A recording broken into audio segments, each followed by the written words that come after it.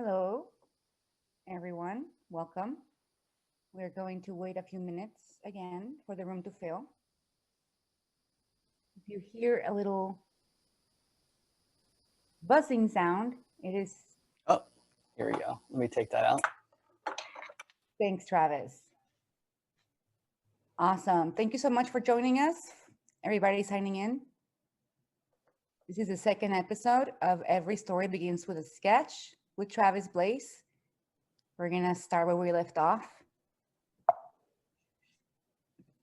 I'm your host, Elizabeth Garcia. Thank you for joining me today.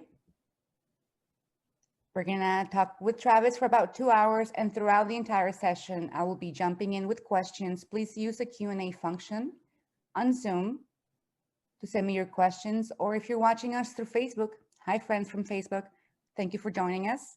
You can also send your questions there, and my teammate will share them with me. For everyone watching in North America, you can take advantage of 5% off all Wacom products at our e-store using the code TEACHANIMATION. Hello, Travis. Hey, how are you doing? I'm doing great. Thank you for joining us again for the second episode. We're excited. Yeah, this will be pretty fun, I think, I hope. Anyways. Well, we left off somewhere really interesting last week. Why don't we give everybody a little refresher of everything that you covered last week? Okay, well, let me go ahead and share my screen then. We'll do that, and then we can get into this. So thank you everybody again for joining us. If you were here last week, we dove in a little bit about, can you guys see that okay? Yes, we can. Okay, so we dove in, we talked a little bit about my studio, what I do, how I have my virtual setup for work and also for teaching, because as you know, I do live streams as well as work in production.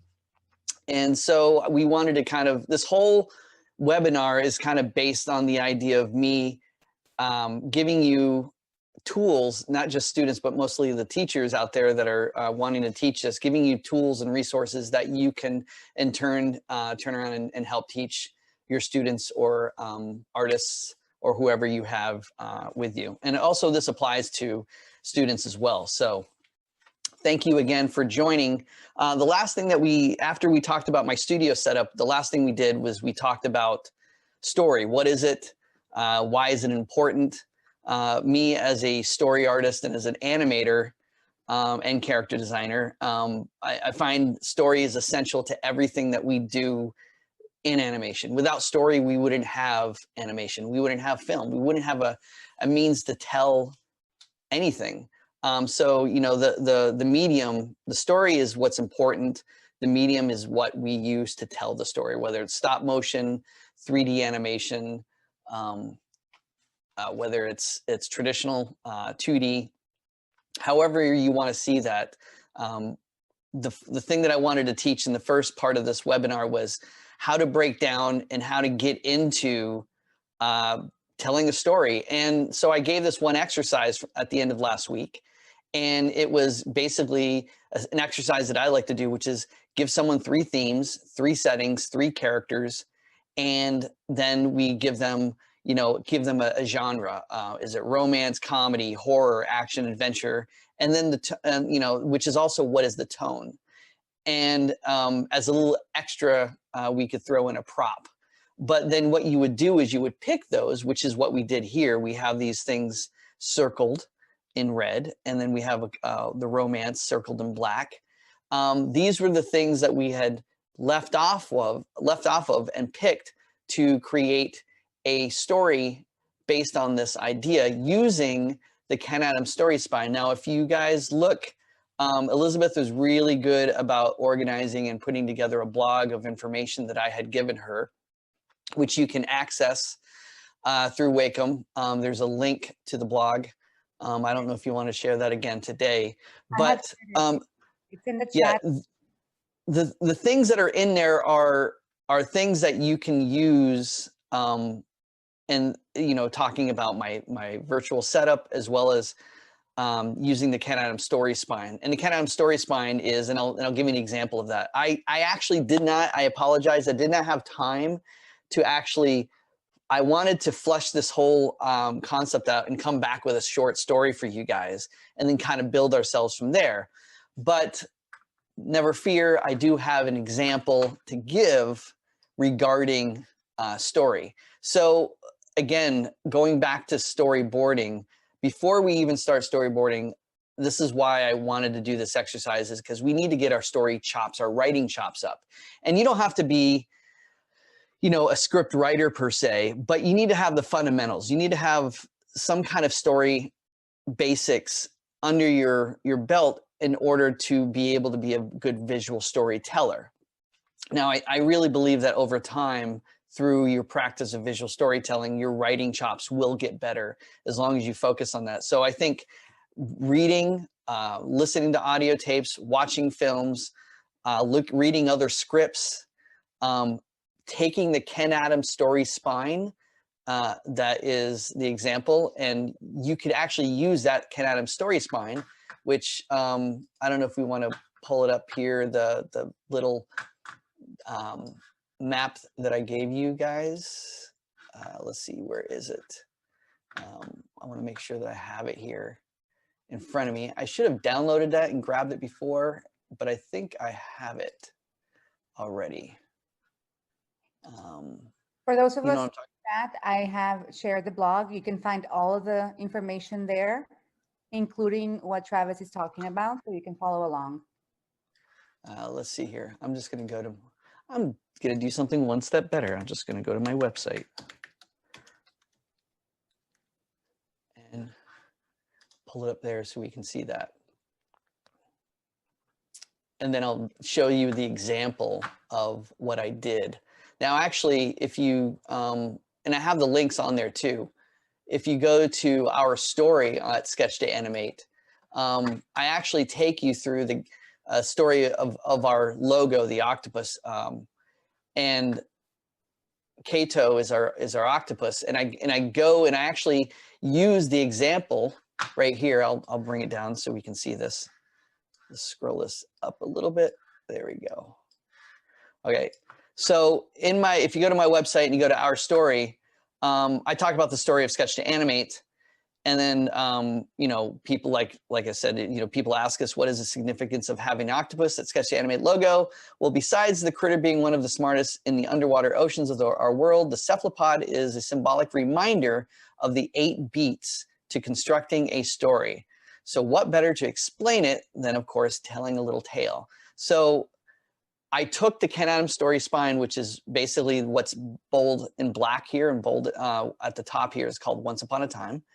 And I put together boards to kind of go with that. And those are what I call Beatboards. And I'm going to go into that in a few minutes because that's one of the biggest topics that we're going to move on to next. So after you've done this exercise, you write it out. So for instance, for our octopus, I wrote, once upon a time in a remote crevice at the bottom of the Puget Sound of the Pacific Northwest, among 50,000 of his brothers and sisters, there bounced around a very tiny, overly energetic octopus named Kato. So once upon a time, if you remember from the last webinar, once upon a time is the opening. It's the starting of the story. It's the setup. What's going on? Where are we? What's the location? And then we go into every day. And then this is when we introduce the main character or the hero or whoever it is that you want to put in the story. And every day, Kato would grab the attention of his brothers and sisters who were in awe of his wildly endless imaginative story and every imagination and every story he would sketch out. Kato would draw on whatever his tiny tentacles could reach. His animated tentacles would gesture and quickly produce 8 storyboards at a time. Not only was he prolific, Kato could also tell the tallest tales with all the surprises and reveals of his imagination. So again, if you look over, I'm drawing a little imagery of, and I'll maybe make this bigger so you can see it. There you go. You can see a little tentacle over here, and we're going to introduce them going inside. And so every day is sort of setting up who we're going to be talking about. And then we go into until one day. Now, until one day in the story beat, this kind of story spine means the inciting incident, the thing that puts the story in motion. So in this example, I write, until one day, when it is finally time to leave his home of the deepest crevices, his mother lovingly sent him off on his journey with a new sketchbook. Cato swam out into the vast, uncharted world, overjoyed with the possibility of sharing his stories to whomever he splashed across. So you look over here and I have him sharing his stories with all his 8 tentacles, with all his brothers and sisters. And then down here you see his mother handing him a sketchbook as he goes off. And we see down below another image where he's showing off his stories to all of his friends that he meets along the way in the underwater sea. And then I write, because of this. Now, once you get into the inciting incident, the thing that gets the story in motion, then you have the cause and effect, the kind of the middle, the meat of the story that kind of brings the hero. It explains his arc of his story. It's what we call the third, second and third act. If you have a 4-act storyline, you're going to have the first, second, and third, and the second and third are typically the hardest. I've said this before. We can easily figure out what our starting point is going to be, and we go, the end. This is what happens in the end. But how do we get from A to B? And that's the second and third act, and those are typically the hardest. That is represented by because of this and because of that. Because if this happens, then this happens, and so the hero has to refigure things out and then do this, but then because of this happens. And so you can do this as many times as you want to build the story points that you want to get across, the emotional beats, and the character arc that you want to build for the character in your own story. So because of this, he made fast friends easily and captured the heart of every aquatic sea critter wherever he went. Cato's story evolved and grew with each new being he encountered, and with every new or repeated experience he gained a deeper passion for gathering and sharing his thoughts and observations of the world and each creature. He began to understand what he needed to do, and because of that, he made his mission to inspire and teach others how to visualize and share their stories as well. And because of this, the word spread fast about this energetic octopus who captured the hearts of many. Cato gained respect and admiration from those who otherwise might have made him into a meal. And so you see him talking with a shark, and he's helping the shark tell his own story at the bottom while the other sharks look on. And then until finally, which is the climactic moment. This is the part where we're going into our resolution. We're finally coming to the conclusion of the story, whether it's a battle, whether it's a big decision the hero has to make on his journey that he's gone through. But the until finally is the climax. And so we go, Cato's once solo act became a growing community of aquatic storytellers. Inspiration and passion to share each other's stories spread from one sea critter to the next, and soon every body of water, fresh or salt, was overflowing with endless stories inspired by one small octopus named Cato. And then ever since that day, that's where we go to ever since then. And ever since then is sort of like, what does the character learn? How do we end the story? Is it a happy note, sad note? Is it sort of a cliffhanger? We have all of these different things, but this is the end part of the story. And the idea of this is that whatever your theme is for your story, you're going to kind of conclude it into your ending portion of the show. So ever since then, if you let the stars guide you and listen quietly to the bubbling tales of the ocean, you will catch a glimpse of a bright-eyed Cato just where the water meets the air. Are you that lucky sailor into whose boat Cato will climb? As you stare in amazement, Cato will waste no time as he reveals his sketchbook and begins telling his tales from the sea. And then you see Cato here sharing his sketchbook with a fisherman as they are laughing with him. And that is the end. So this is sort of a kind of a quick example of what the Ken Adams story spine represents, how you can put in motion, how you can take that exercise that we did from the last webinar. And hopefully some of you guys have done that. And if you have, I would love to see and share. Maybe you guys want to share some of that on our Discord later on through Sketch to Animate, or maybe you want to post it to the Wacom blog and let Elizabeth know what you've done, because we're going to take that story spine now and we're going to apply it to Beatboards and visuals. So again, for those who may have missed it or watched the recap of it, this is available for you to download either at my website, or I think we also have it on the blog through Wacom.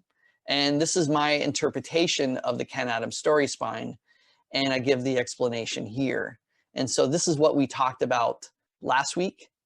And of course, me reading the story on our website is sort of a fun, lighthearted, whimsical way to talk about what our mission statement is, about Sketch to Animate, who we are as a group, and what our intentions are in terms of teaching you guys how to become better storytellers through our virtual learning that we have going on here today. So we will go into now. Actually, I want to stop. Is there any questions, Elizabeth, from people as I'm going into the next thing? Because we're going to dive into Beatboards next. Do stories always have to have that same order? Can stories sometimes begin with the event? Yes. You can, I mean, there's a lot of stories where you see cold openings where there's an action happening and you're like, whoa, wait, what's going on? But that's still setting up where you are. So in a sense, yes, you can start with that. I mean, there's lots of great movies out there that I've watched that have these kind of, you start off in the middle of an event and then you go backwards to kind of catch up. But the principle is still the same. The idea is still the same. You can take this Ken Adams story spine and you can dissect pretty much any movie that's out there and break it down into this category. And as a matter of fact, that's what we would do. We would teach, we'd say, hey, take this Ken Adams story spine, take my anatomical storytelling, and then watch a short film, watch any kind of movie, whether it's Gone with the Wind, whether it's Wizard of Oz, or whether it's Beauty and the Beast. You can break all of these movies down into this short 8-beat format. And what that does by doing that exercise, and that's something I would recommend for any teachers out there to do, is to give that exercise. What that does is it forces you to, if you're not really confident in yourself when it comes to your own writing, what better way to learn than to learn from other writers? I mean, that's what we do as artists. We watch other artists, we see their techniques, we follow along, we try to emulate them, and then we try to apply that to our own world and our own place as artists. With writing, it's the same thing. If you want to be a better writer, A, you have to write, B, you have to understand the structure of writing, and then C, you have to have a passion for reading. You have to have a passion for listening to stories or reading stories.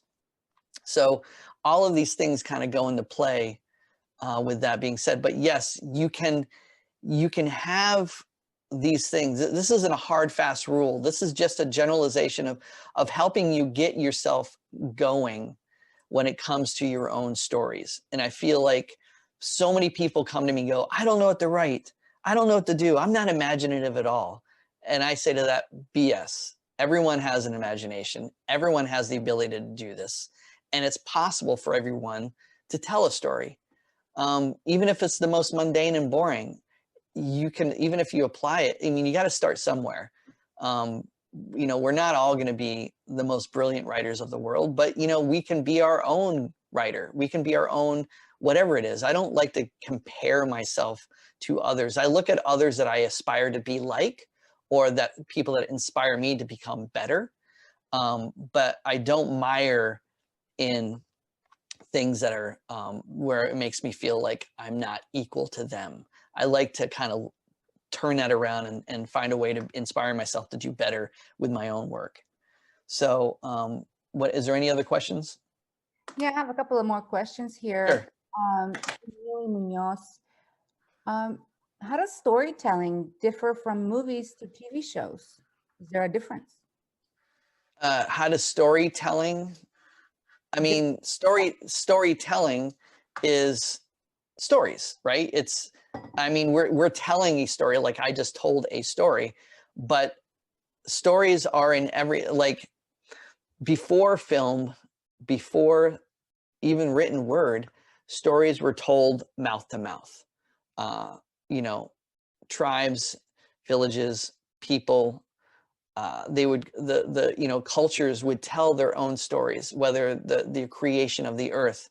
Aboriginals in Australia, one of the oldest living civilizations on the planet, have, before they didn't have a written word. They had dance, they had words, visuals, and then they had paintings. And this is the way that they shared information. This is the way that they would tell their stories to the next, so that their culture would live on into the next generation. And so we've just evolved this form of storytelling now into film and television and books. And so all of those are representative of storytelling, of stories that you want to tell or listen to. So I don't know if that answers the question, but that's the story encompasses all of those things. Elizabeth? Sorry, I was muted. All right, thank you so much. Okay. And what is the difference between Beatboards and Storyboards? I am glad you asked that, because I will put in here I'll put it in a list, but also I'm going to put it, let's see, where's the chats? Where is the chat room? Where are you, chats? At the bottom, it should be at the bottom of your Zoom. Yeah, I'm looking for it right now. If you want, I don't know, I have a video that explains just that. And so I wanted to put it in the link. Where is, there's chat, there's the chat room. Okay, I'll put it in the link here. I believe that's it. If you, in the link that I put in here, this is a back to basics tutorial that I put together, and I just posted it to all the, again, because you only shared it to panelists. There you guys. oh, there you guys. Okay. I have posted. Did you grab it? Okay, great. Awesome. So essentially, I created, because there were a lot of questions what Beatboards are. Go ahead and watch that, but also go ahead and look through my back to basics. Those are the free tutorials that I've been putting together for people. I'll be putting together more extensive paying tutorials that you'd have to purchase, but these give you a basic example of what Beatboards are. And I'll tell you that right now. Beatboards are just like this Ken Adams story spine, those 8 beats. It's taking the general synopsis. So you're kind of building your script is going to be based on the outline that you've created in your Ken Adams story spine. Those beats, I like to call, are what we call beatboards. Now you can have many beats in your storytelling. Beats are like changes in the theme, or changes in the emotion, changes of location.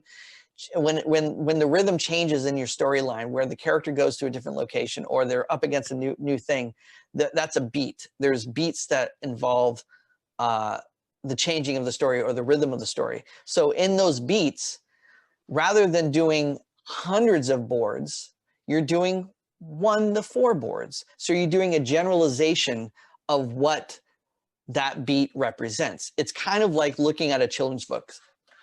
And it's a lot like what I drew in my website here, where I am creating illustrations that are essentially beat boards for each one of these beats. Now, I typically tell everyone that once you've created the 8-beat story spine, and you've written your story out, now take each one of those, once upon a time until one day, because of this, because of that, do all of those, take each one of those beats and do 1 to 4 panels that represents the overall idea of what's happening within that beat.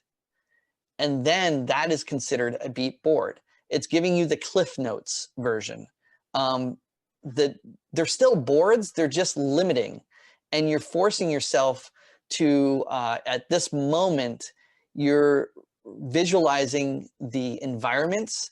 At this moment, this is the first time that you're actually taking a story that was written down, and this is the first moment that you'll be actually putting it to visuals. So think of that as your initial stages of building the world, building your character.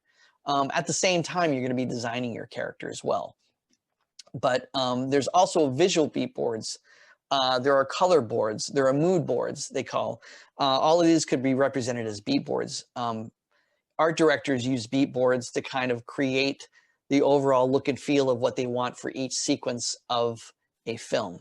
There are many sequences in a feature film. You might have 100 or so, or maybe you have 50 sequences. Each one of those sequences could be represented in beat boards by 3 to 4, maybe 5 boards that represent that. Now, within a sequence, you may have 300, panels, or maybe 1,000 panels that represent storyboard panels that represent that one sequence. But your beat boards are going to be limited to like 4 or 5 to kind of give you the general synopsis. So hopefully that makes sense. And when you watch the video, I've gotten pretty good feedback. I want to make sure that it's clear enough in those videos that I give you. That's why I've created these, because people have asked these questions, and they're very common questions to ask. Beat boards, I think, are essential part of the process of when you do this. So when you're teaching someone, after they've created the story spine, have them start building 3 or 4 illustrations to go along with it. And that will help quite a bit because a lot of times young artists, they don't know where they want to go with it. But if you give them, say, hey, you've written a story, now write draw 3 or 4 panels that represent what's going on in that section. And I guarantee you they'll start writing it, they'll start drawing it, and they'll be drawing it without realizing what they're doing. And at the end of it, you see it, they're going to have basically a beat board. Now, the beat board also establishes camera and rhythm. Like where do you see your overall scope? How do you visualize your composition? Let's see here. I'll try to find something that I had pulled up my own story that I was developing called Nuts. For everybody wondering, if you guys can download the Beatbox, it's right there. The Beatboard, sorry. I shared a link where you can download it and create your own. So this right here is a story that I had written. And I can share this with you guys too as well. When you have if you're teaching for yourself, or if you're not and you're just a student here, for the teachers, I would suggest, breaking again people up into groups, having maybe 2 people talk to one another. And now that you're doing things virtual, you can still have students talk to one another where they can team up and work on a group project where they can bounce ideas back and forth. Typically, when I do that exercise that we're doing for this right here, I like to group the people in at least 2 people together so that they can develop this. You can do it on your own, but it's nice to have someone to bounce ideas off of. For instance, Elizabeth says, I love romance, so I want to do a romance. I said, okay, so we added romance. And so in this whole thing, we had picked out fighting against fear was our theme. The moon was our setting, and our antagonist character was a bird who's afraid of heights. And then we had our hero, who's a claustrophobic turtle. And the idea was to develop a story around that. Now, I'm going to probably use this exercise and kind of give you examples of how I would develop character designs through that, because that's one of the topics that we'll talk about today, is that developing the character as you go into your beat boards. because once you've created your story, you want to have a visual. You want to know what does that character look like. And for instance, the Nuts story was an example that I had given to the class that I was teaching at DigiPen. And I said, well, if you guys are going to do this exercise that I created for you, well, I'm going to do it with you. And so I went away for the weekend and I wrote a story. And I like this so much that I'm actually going to try to turn it into a short film. And I actually have, we started boarding it already. And if you go into my YouTube, you'll see some examples of the Nuts. But we wrote a premise. We gave a brief description. This is something where for the advanced storytellers, you know, we were saying, once you've written your story and you've reworked it, now what you're seeing here is a developed script. It's what I call, it's an outline script where there's no dialogue, but it's all setups and reactions, and gives examples of what I want to have boarded. So this short would be no dialogue. This short would be probably a narrative. We've talked about putting music behind it and having some kind of, turn it into some sort of like folk tale story into a song. That would be sort of a whimsical look into what it is like to be selfish or miserly. It's like the theme here for this Nuts is, if you let selfishness and greed consume you, you may miss the kindness of friends who try to help. And then, so I kind of made that into, I took the idea of gluttony. What does gluttony look to me? And because I love to draw animals, I said, oh, I'm going to turn this into a squirrel story who's trying to collect nuts and foraging for food, and what happens when one is giving and the other one is miserly. And I sort of ended the story with the sort of the one character that comes in the very end is a grizzly bear, and of course it's not a happy ending for the miserly guy. He sort of gets eaten up, but that's sort of a direct point that I was trying to make about gluttony and selfishness, that it can consume you and it can eventually harm you in some ways. But so I took from that idea, I said, well, I need to start creating my stories. I need to start creating characters. And so I thought, what could I do from nature? Because I love drawing animals. I thought, oh, I'll do a bear and squirrels.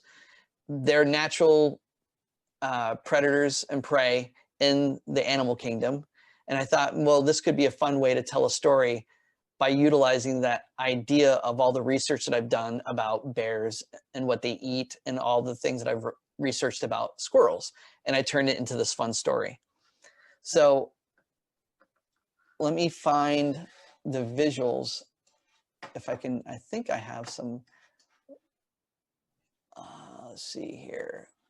If you have any questions as I'm going through looking for this one image that I want to share with you guys, feel free to ask, because we're going to take, I don't know if any of you guys have actually done the story exercise that we did last week.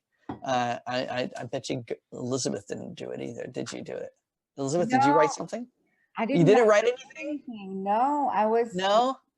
This is how I work, Travis. When I write, I'm just very impulsive, and it comes to me as I sit down, I just do it, you know? Okay. Yeah. Okay. I like to brainstorm, like when you were talking about earlier, when you pair people up and bounce ideas off each other, that's when I believe the best stories happen. Because if it's just something I have in my head, working in a vacuum to me doesn't really lead to the best result. So I always work better if I have a Travis Blaise to bounce ideas off. Well, let's see here. I'm gonna open up a couple of things. I'm gonna look at we have Toon Boom Harmony. I'm gonna open up in a second. I've got TV Paint, and I've also got Photoshop. So I work between, like I said before, I work between the three of those. I was gonna share something with you. Let's see. Somebody a lot of time. Yeah, go ahead. Somebody's trying to convince their animator instructor to make this an official exercise for the spring term? Oh, I think that would be a great exercise. And so, you know, since while I'm waiting for Toon Boom Harmony to open up, I'll open up this folder real quick. So one of the things that I do, and one of the things that makes Sketch to Animate, the name Sketch to Animate, is I always start with sketching a character. And then, for instance, I had drawn this raccoon as sort of a story prompt for my live streams. So during the Monday draw over live stream, I had drawn this. Somebody said, "Hey, can you draw a skiing raccoon?" And then someone says, "No, I want a bat." And I said, "Okay, how about we have a bat with a raccoon who's skiing down the slopes?" And so I had drawn this image of this one particular raccoon that I'm drawing right here. I'm just going to draw him really quick so you can kind of get an idea. And then I took this and I started thinking about the story. And then, you know, to answer your question, like, I want you guys to learn how to be better writers, but sometimes you need a prompt to inspire you to write. So sketch, for me, it's always about sketching. I'll doodle all day long, and then I'm always in my head. And then all of a sudden, I have found out that I created an idea through a series of doodles that I might have created. Now, a lot of artists work this way. I'm sure you guys work this way. But the hard part is how do you get that to a story point? How do you take your fun little doodles and sketches and actually turn them into something tangible? That's where the Ken Adams Story Spine comes in. That's where you can start applying your story in a visual format for written word. And then you can start developing your character further. So this is, again, something really quick and simple, but I had created this. Travis is working on TV Paint. Yes, I'm working in TV Paint at the moment. Yes, but I will. He's working on his Cintiq. And Travis, so you're asking, yes. Is there a particular brush that you enjoy more to sketch with? When I'm working in Photoshop, which I can share with you, I use a lot of Kyle brushes and my brother's brushes. Between those two, and then I have one brush that I created myself that I use that I feel like I still, that's my go-to. I find out that you can easily get overwhelmed with all kinds of brushes, and really comes down to what is your style. You know, what do you enjoy using the most? But I would say Aaron has a ton of great brushes. There's also, and just to double check, my battery is low on my microphone. So Elizabeth, if it does go out for whatever reason, let me know so I can switch it to a different microphone. I will let you know. Thanks. Yeah. So anyways, Kyle brushes for like TV Paint. It's this, basically they have a series of brushes that are, go back to here, that are over here to the side. And this brush over here, which is an ink brush, is what I use. It has sort of a faded, a tip kind of vibe to it. So on the properties, a lot of times I'll lighten up the power or opacity on it so that when I draw, it doesn't go opaque. So it's a slow buildup. So if it's a lighter color like this, it'll slowly build up. Or if I drop it down more, I'll get a nice gradation tone. So a lot of times I'll just go ahead and do that when I'm designing something or drawing something here.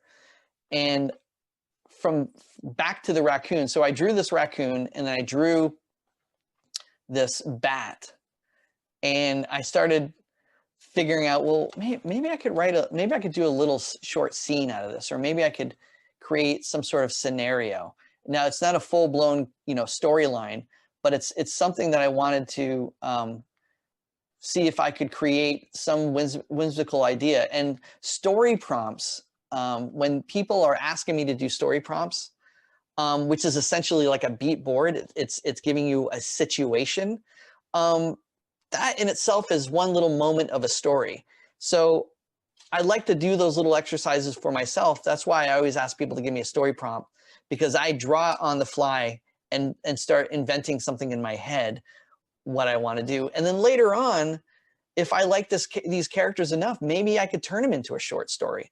So there's a lot of times where I encourage people to always be sketching visuals along with your writing, because one helps the other. If you get into a writer's block, the best way to get out of a writer's block is to start drawing the visuals in your head. Start drawing things that you want to describe. And then once you see it in front of you, you can then start writing again what you're seeing. And what that does is it helps motivate your imagination to start writing things. Meaning, if you don't know where you want this character to go, then you might want to draw, like, let's say the raccoon is up on top of a peak, and he's looking at the sunset, like so, watching the sun go down behind the mountains. And here's our raccoon on the peak of a mountain.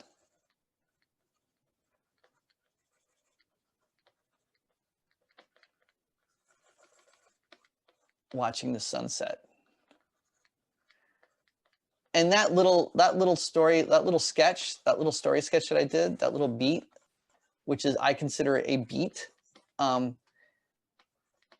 could be the thing that I need to help kind of guide me into writing the rest of my story. So I'll sit there and I'll write, then I'll stop and I'll draw, and then I'll start and I'll write again, and I'll start and I'll draw, and one leads into the other. And so I always say, once you've gotten you as a student, or you as a teacher is sitting here developing, having developed this outline, this is when you can start having fun with exploration of what your story is trying to tell. For instance, I'll finish the bat real quick here. So I drew the bat. Here's my bat right here. Sorry, I apologize. I'm just trying to draw as fast as I can because there's a lot of information I want to get out. But I also want to show you that, yes, drawing is involved in writing portion of what we're doing here. It's not just all about writing. It's about getting to the heart, the fun part, which is also one of the hardest parts, which is developing the visuals for your story, which is why we're here. So in this case, the characters were born before the story. Yeah. So a lot of times, to be perfectly honest, like I said before, I work a lot like this. I will draw something, and that will instigate an idea for me, for a story, and then I'll put that, I'll write, I'll start writing names for the raccoon, or I'll start writing names for the bat. And the bat, when I start drawing, I start thinking about what's their relationship. In my head, as I'm drawing, I'm going, why is this bat flying along with him? What is their story? What makes them friends? Why are they obviously together? And why did I draw them? I mean, it started off as a simple prompt, but then I want to put purpose behind the reason why I'm doing this. And so I start developing my story from that point on. And sometimes nothing happens with it. It's a simple little idea, and that's it. And I'll end it with that. Like, I love creating these ideas because they're a visual representation of a story that could be something bigger. Like I always say, if you always carry a sketchbook, while you're drawing, write notes in your sketchbook, write little story synopsises in your sketchbook, write a theme in your sketchbook along with your characters, which is from what I did here with the story prompt. I started writing a little bit down of like what I wanted to do with these characters. And then the next idea that I did is like in my stream from yesterday, I animated this character in the situation. And I thought, oh, the bat is flying along, and all of a sudden here comes, the bat's flying along, and all of a sudden here comes Zippy the raccoon with his skis, you know, trying to show off. And then he's looking around all happy, and he loses control and he rolls into a ball of snow. And then that's the end of the scene. So I thought, oh, how about if I animate that? Because that's sort of like the illustration I drew was, you know, these guys are running down a slope at an angle. We've got one character's right here flying along, which is the bat. And then I've got the raccoon that's right here skiing down the slopes down below. So it's sort of a down shot of the characters as he's flying along. We're seeing them, and they're zipping down this way. I just did one simple illustration like that, and I can share that. I'll probably post that in the blog as well, so that Elizabeth you can see the illustration that I did. It's also on my Instagram. But then I thought, how can I turn that into motion? This would be my rough exercise for like a story beat. And then I started designing the characters. And then from there, after I designed the characters, I went in. I'll show you what I did here.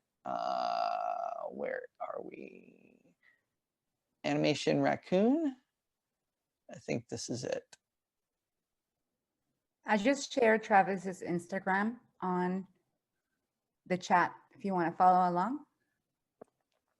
So part of the exercise, like again, storyboard animation can be any medium. I decided to take a story prompt that I drew digitally in Photoshop, and then I did turnarounds in TV Paint, and then I animated traditionally in, oh, my dogs are talking. They are talking again. Well, do you mind if I? No, yeah. We don't mind. We were just talking with Rebecca saying that. Let me tell. Her dog. That's hilarious. Oh, they're so funny. Bodoff.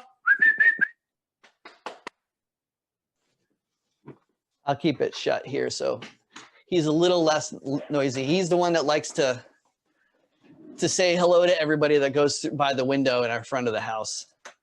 So so I had animated this character, which is a bat, based off of that story prompt, that singular board that I drew, that I just sketched out with you really quick. And then I created a scenario in my head. I wrote it down and said, okay, you know, here's a bat flying along. And right now, all I was doing right here was figuring out the mechanics of what a bat flight would look like using the character design that I drew. And so I had drawn that, and then I went in and said, oh, how about if I animate this character? What would it look like if I brought that scene to life? That illustration was basically a beatboard that was essentially a one-off for my storyboards to prompt me into animating this scene. Those characters I drew ended up being character designs that I developed. And then I went in and animated the scene. So with you guys, again, it would be write the story, sketch the characters out, go back to drawing beatboards with the characters in it, then going back and starting storyboards. And then eventually you can start getting into a scene or animation, which is what we'll talk about we'll actually start animating for part 3. Let's see here. Is this the one? This might be it. Actually, I have it better over here. I'll share it to you over here. We'll hide that for a second. And there's Toon Boom. We'll open that up so we can get into actually drawing some beatboards in this. Say documents to desktop.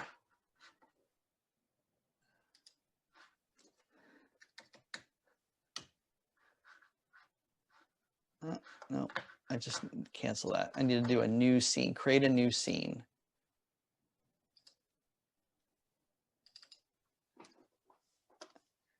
There we go. All right, so we got that in there. I am going to show you what I ended up doing at the end of it. Now, I haven't shared this with anyone else. I literally just did this last night as sort of a experiment after I did my live stream on Twitch with traditional animation. Where are you?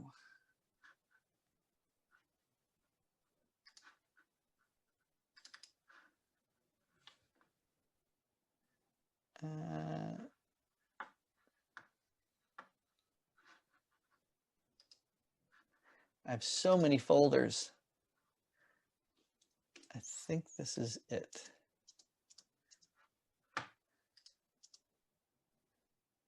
So I ended up doing this right here as a separate scene. And I was just messing around with it, and I shot it on my down shooter. And again, it's going from my visual boards that I drew, and I created sort of this little character. And I timed it out a little bit, and he starts to slip and he falls and he starts to go into a roll. Now, this is just something that I did in about 2.5 hours. I did about 41 keys, 45 keys that I drew, and I blocked out the idea that I wanted to do for this shot right here. Now, this all stemmed from, I'll find out, do this. It all came from that cliff scene. It all came from, I'll show you what it came from originally.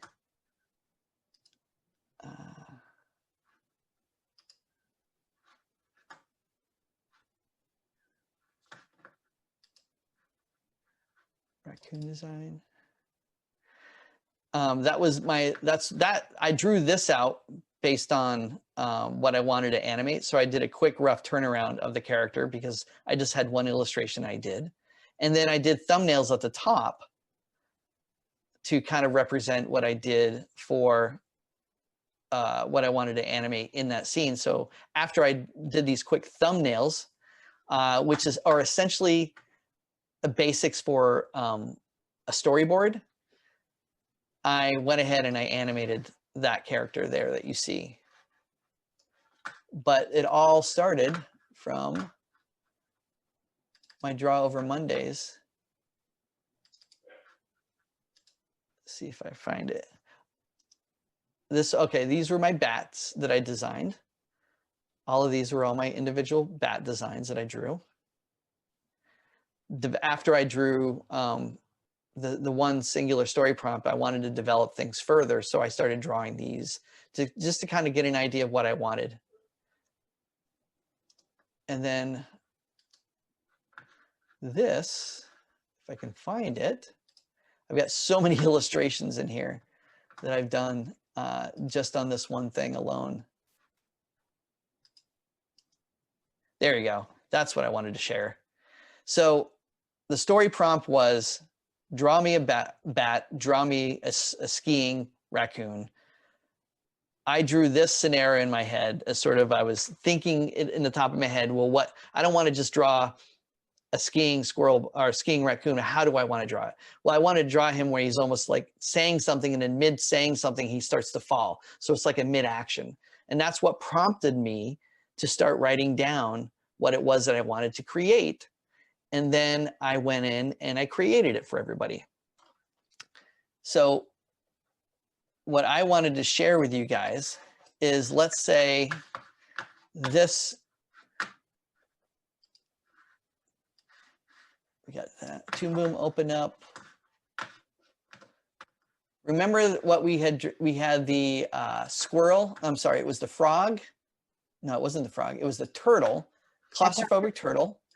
And it was a rabbit. No, a bird. Oh, bird afraid of heights. A bird that's afraid of heights. Yeah.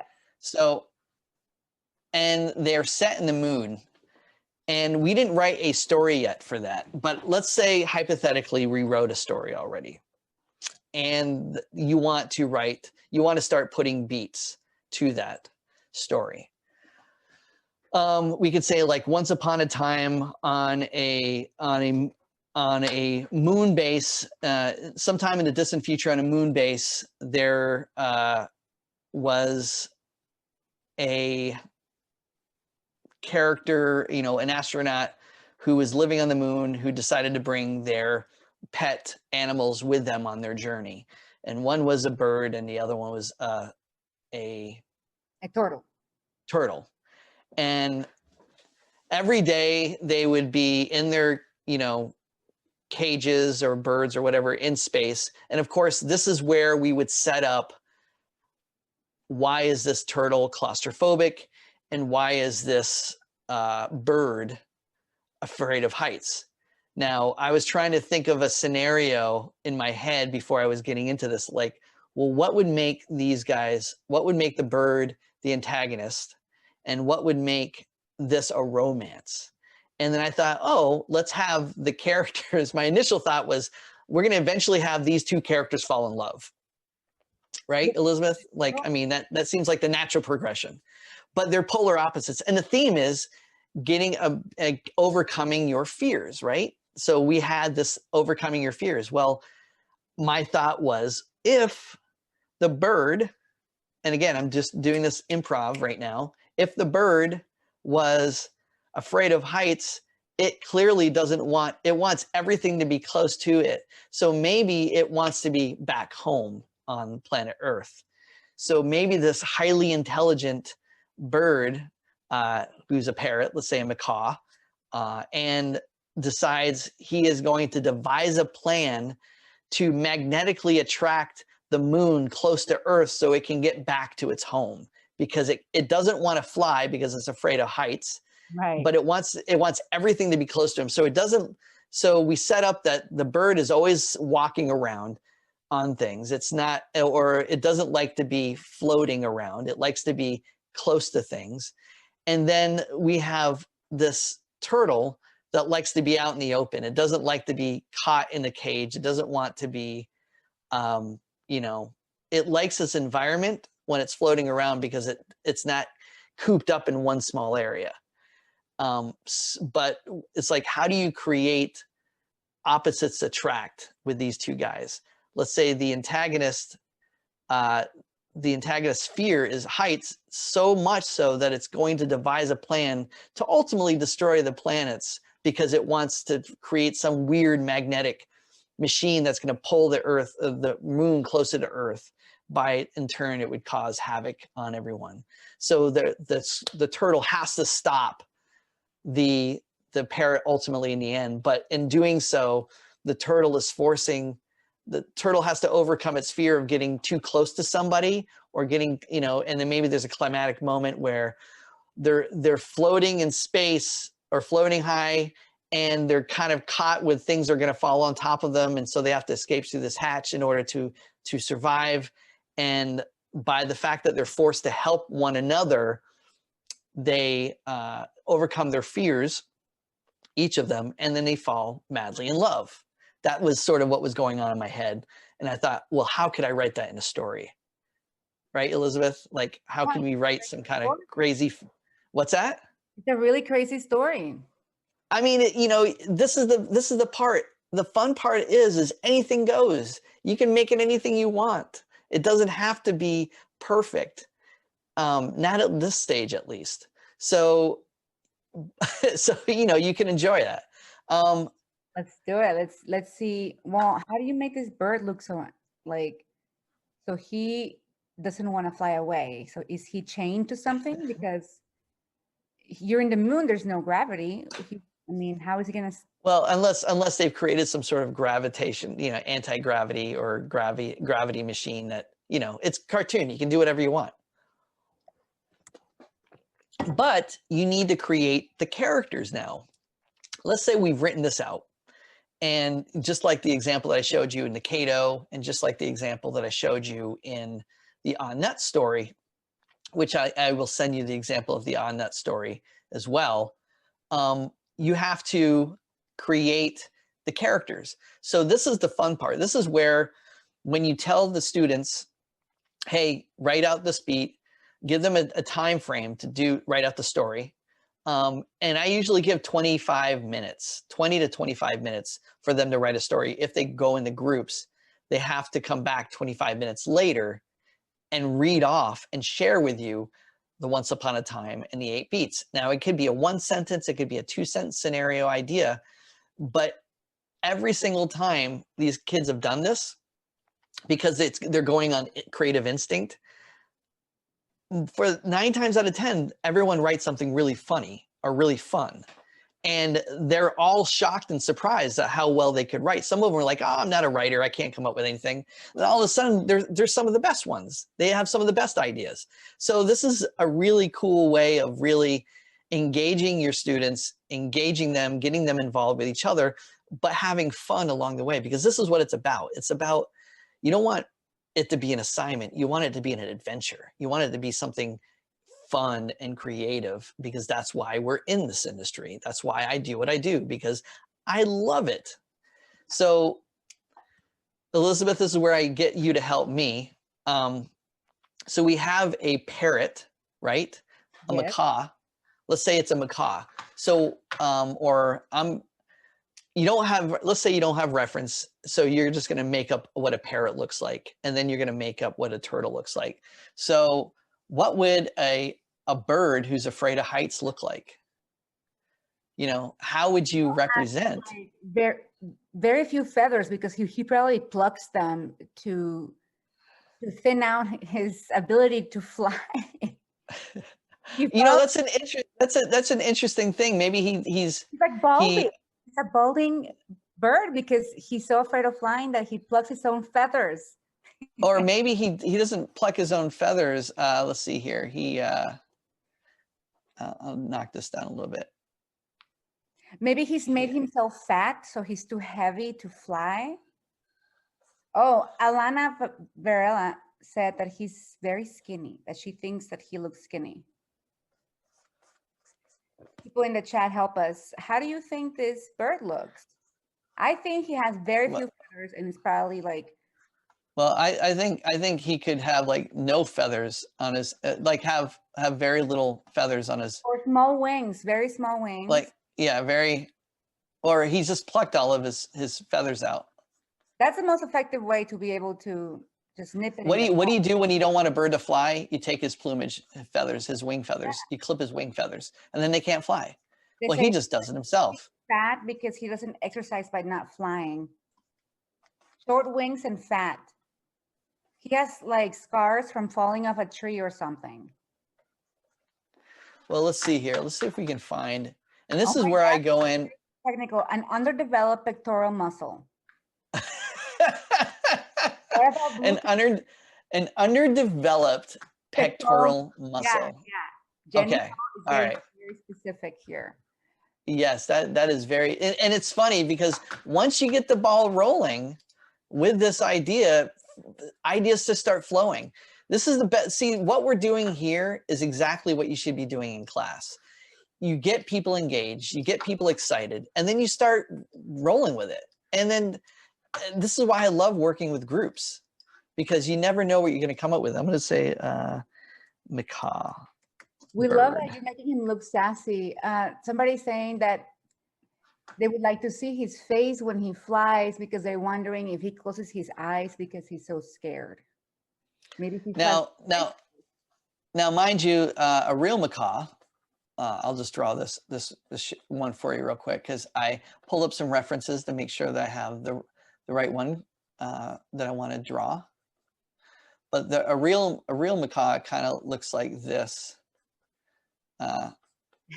He's shaking and he's a goth. Add some eye bags. Guys. That's so funny. That is so funny.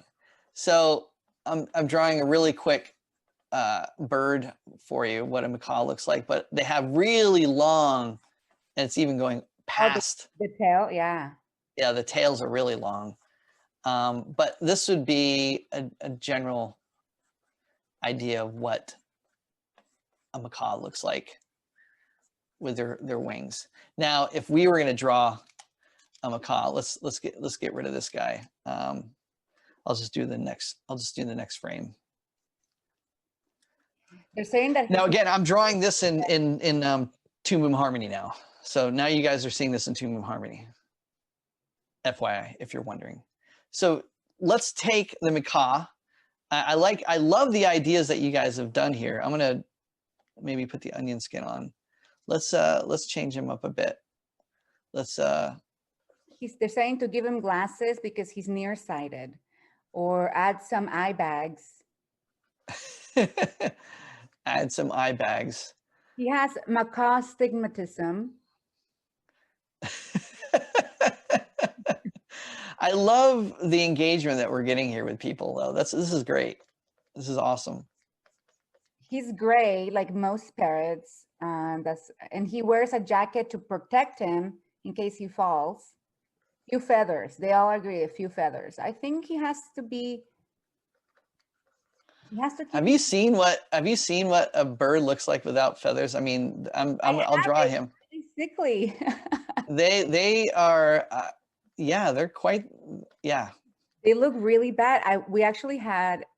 My aunt had a parrot, and he was not happy in the cage, and he would pluck his own feathers, and they look really sad.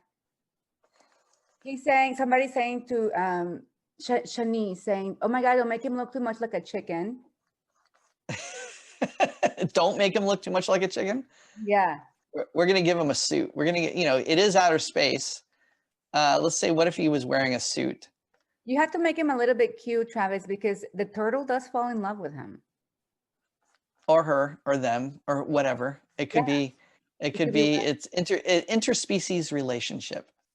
A bomber jacket, Ramona, I like that.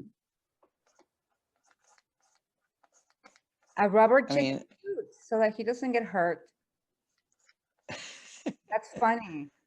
He wears a rubber chicken. He wears a rubber chicken suit. Yeah, to protect him from falls. That's pretty. That would be, what would that look like? Hold on. That's a weird, interesting visual that you just described just now. That would be a,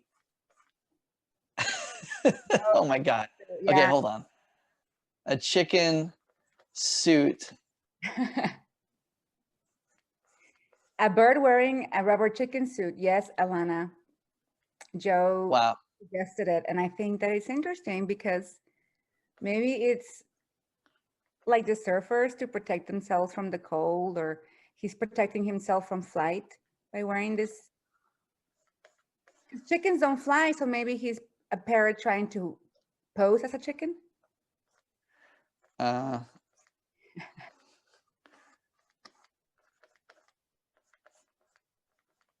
mean, I'm just imagining a chicken suit like this. Oh my God. He's not happy under that. But is his tail like the big feather or the long feather tail coming out of the suit? Is that how we know that it's? Yeah, you can still have little long feathers and then little. This is becoming quite the interesting webinar. Well, he still looks sassy. He's still sassy under that chicken suit. He's still giving us attitude. Look at that side eye.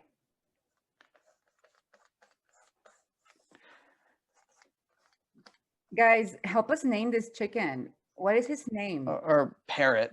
Or parrot, sorry. It's because now I call it chicken, yes. This parrot, afraid of flying.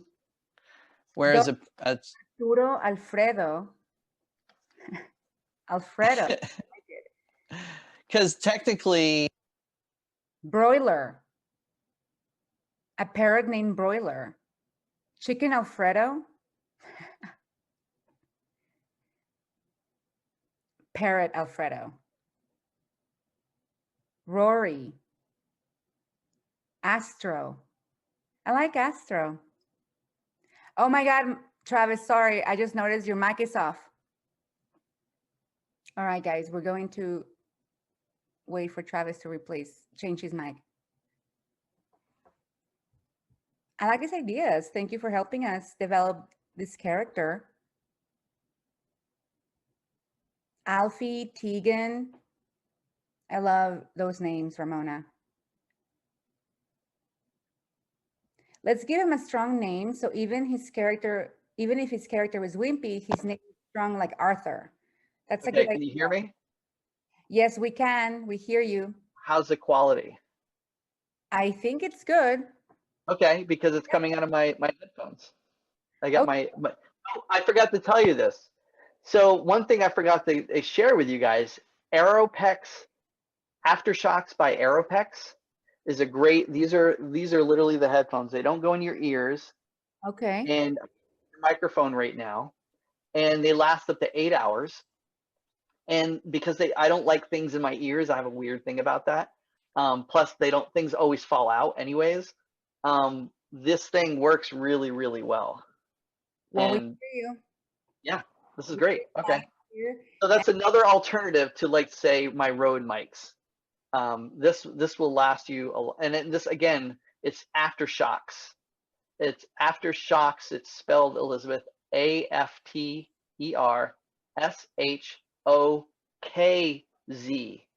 Aftershocks. Shocks. Thank Shock. you. Aftershocks. I don't know. Joe just shared the spelling. Thank you so much, Joe. Yeah. It's really convenient. And there you go. Now we can keep talking. Yeah, they were helping us name the bird, the parrot. So I was saying the turtle is like, dude, I gotta ask. We've been up here for like 2 years now. What's the deal with the suit? You know, he's like, why are you wearing this chicken suit? It's like, well, because chickens don't fly. I don't like to fly, and I don't want people to assume because I'm a parrot I'm gonna fly. So I'm gonna wear this chicken suit because I don't want to fly, and it makes me feel better. Plus, I like it. He has a cosplay. He's like really into chickens. It's his safety blanket. Yeah. Oh my God, his name is Tyson Gonzo. These are great names. Tyson and Gonzo. Okay. Let me because I like to a lot of times when I'm designing stuff, I work in multiple things here. Let me say new. Yeah, say create. Okay. I like to work in Photoshop when I'm roughing out character designs a lot of times too. So, and then I'll go into like TV Paint or then Toon Boom. Toon Boom is really starting to I'm really warming up to Toon Boom now, because it's something that I thought they were like, dude, you've been doing this, you got to try this. And finally I came over and drank their Kool-Aid, and I like it. It's a really fun program, and there's so much to learn about it that I can do with it, which is really cool. Especially animating. Absolutely. We love Toon Boom. It's no Kool-Aid. It's a very solid product. It's no cool. Well, that's true. Wow. You don't want to give it a negative aspect. Drinking the Kool-Aid is sort of a negative connotation. So let me refrain. It is actually a very cool program. It is. And again, like I said with everyone else, it's what you want to do with. It's how you apply it as an artist. Doesn't matter what program you use, as long as you are using it towards something that is benefiting you in the end. I'm going to share with you, this is one of the things I wanted to share with you before we got into the further character designs and then Beatboards. Let's see here. Where is? So you work on a Cintiq, Travis. I do work in a Cintiq, correct. Do you know of any, I shouldn't even be asking these questions because we're at Wacom, but you know what? We have some people here that love the iPad. Do you know of an app that you can use in the iPad to animate? I do. And, we do have, I work with a company that created an app called Calipeg. There's Clip Studio, there is Rough Animator, there is I think all of those are compatible with the iPad. Calipeg, though, is an up-and-coming software that app that I've been working with and I use quite a bit and I do demos on, that is available. I even have a tutorial that I did through Creature Art Teacher for that. And you can look at that Calipeg app. If you go to their Calipeg, it's Callipeg. And you go to their website, you will see my artwork on there.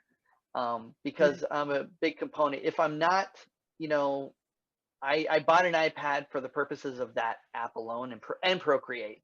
I wanted to see what options I have because I am a gadget head. So I like to grab all kinds of different things. First and foremost, I love Cintiq. Wacom is like by far my favorite. I am a lifer when it comes to using their products. But when it comes to alternatives, the iPad is great. There's lots of other things that are out there. But as a professional working, like, you know, my goal is to get this 32-inch in front of me to work in the 4K formats. That is my go-to. But Calipeg, check it out. I highly recommend it. It's easy. It's an easy learning curve, and you can quickly start animating with it almost immediately. Yep. All right. Thank you so much, Amy. There's your answer. There are many programs. Somebody here in the chat's also saying that you can animate in Procreate now. So there's definitely a lot that you can do with it. I will tell you though, Procreate doesn't give it's Procreate's ability is for drawing purposes. They threw a basic app in there or a basic timeline to do animation, but it clearly does not do as well, in my opinion, doesn't do as well for animation as Calipeg, which is key animation centric, and Rough Animator and Clip Studio, which all have animation timeline capabilities. This is what I wanted to share with you guys, what I had drawn for earlier. I didn't want to, I combined the two ideas together from that illustration, and this is what I had come up with.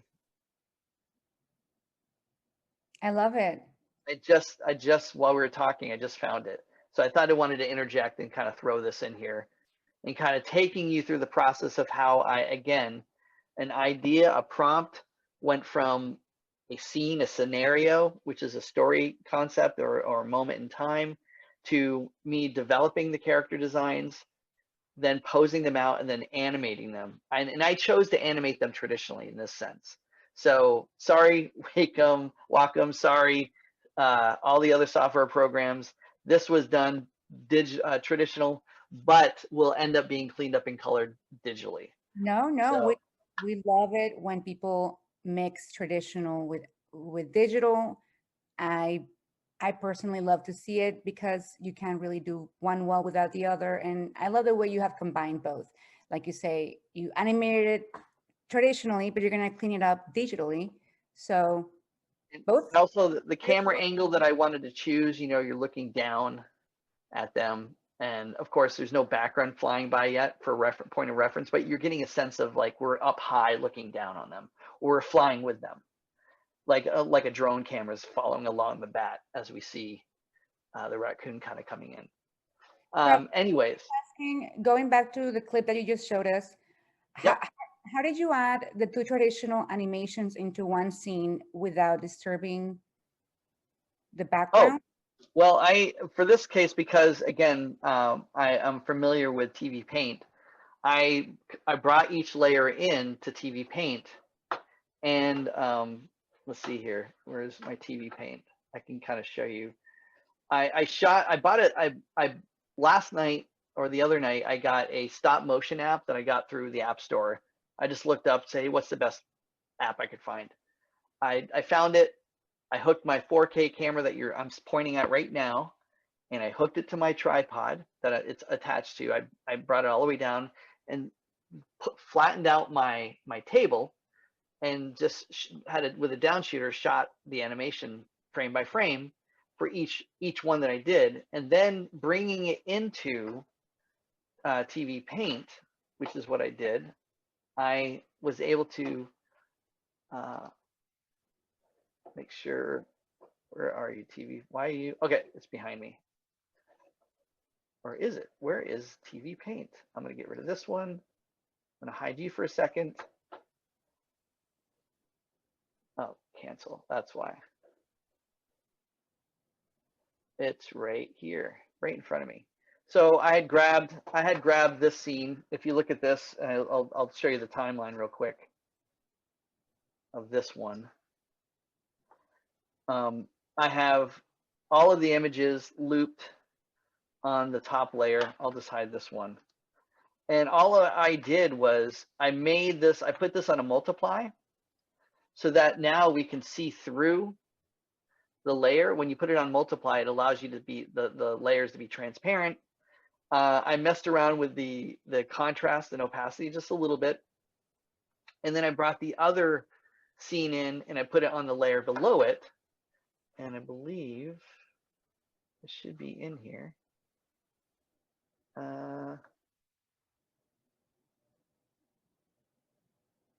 Is this the one? Bat scheme.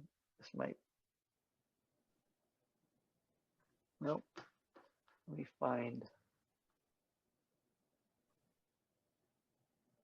I'm gonna look for it really fast. I'll play this while. So it's something's moving while I'm looking. Somebody said that's very nice wing flow.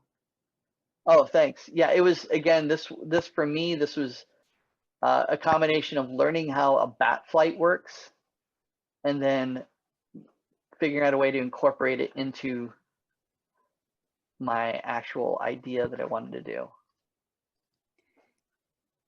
Cece says that she's been, they've been told that it's important to do traditional, but they rarely see artists who do art this way. It is something that is not typical. I will say it's something that not a lot of people are doing. There are a lot of people that are doing it. They just are not. I mean, if you go to Japan, they still have traditional animation studios there. If you go to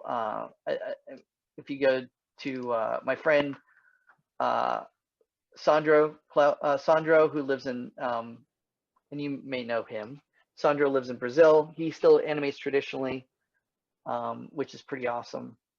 As a matter of fact, I have one of his flip books that he sold at one of the last CTN conferences. I'm looking at something. From the animators that I know that I've worked with, most of them still work traditionally, and they're better 3D animators because they do traditionally so well. I think this is it right here. This is the one. Yep, this is it. So this scene right here is what I took, and now you can see it's running slow. I outputted it at 50 frames. This is running at 24 frames per second, and it's running a bit slow for me. So I wanted to speed things up. So I exported it out at about 40 frames per second for the timing of it, because I wanted the bat wings to go faster, and I wanted him to be a little bit faster too. So I had shot this with the idea of doing it at 30 frames per second, which is what the speed is right now. So this is what I started with, was 30 frames per second. So I had timed everything according to 30 frames per second. And then I thought, well, what would it look like if I just sped it up a little bit more, keeping the same pacing, the same timing that I had with this, and then plop it into 40 frames. And then what you saw before is a slightly faster version. But we're getting off topic, so I'm going to get back into what we were doing before, which is our characters and storyboards. Guys, you can always sign on. Sketch to Animate is on Twitch. Travis is constantly showing his process. So if this class is not enough for you, please follow Sketch to Animate. There's a lot of great lessons and step-by-step tutorials on his YouTube as well. So just to recap, we're talking about story. We've gone through the story, Ken Adams story spine. We've created our prompts. We've got our characters. We're gonna start designing a parrot and a turtle.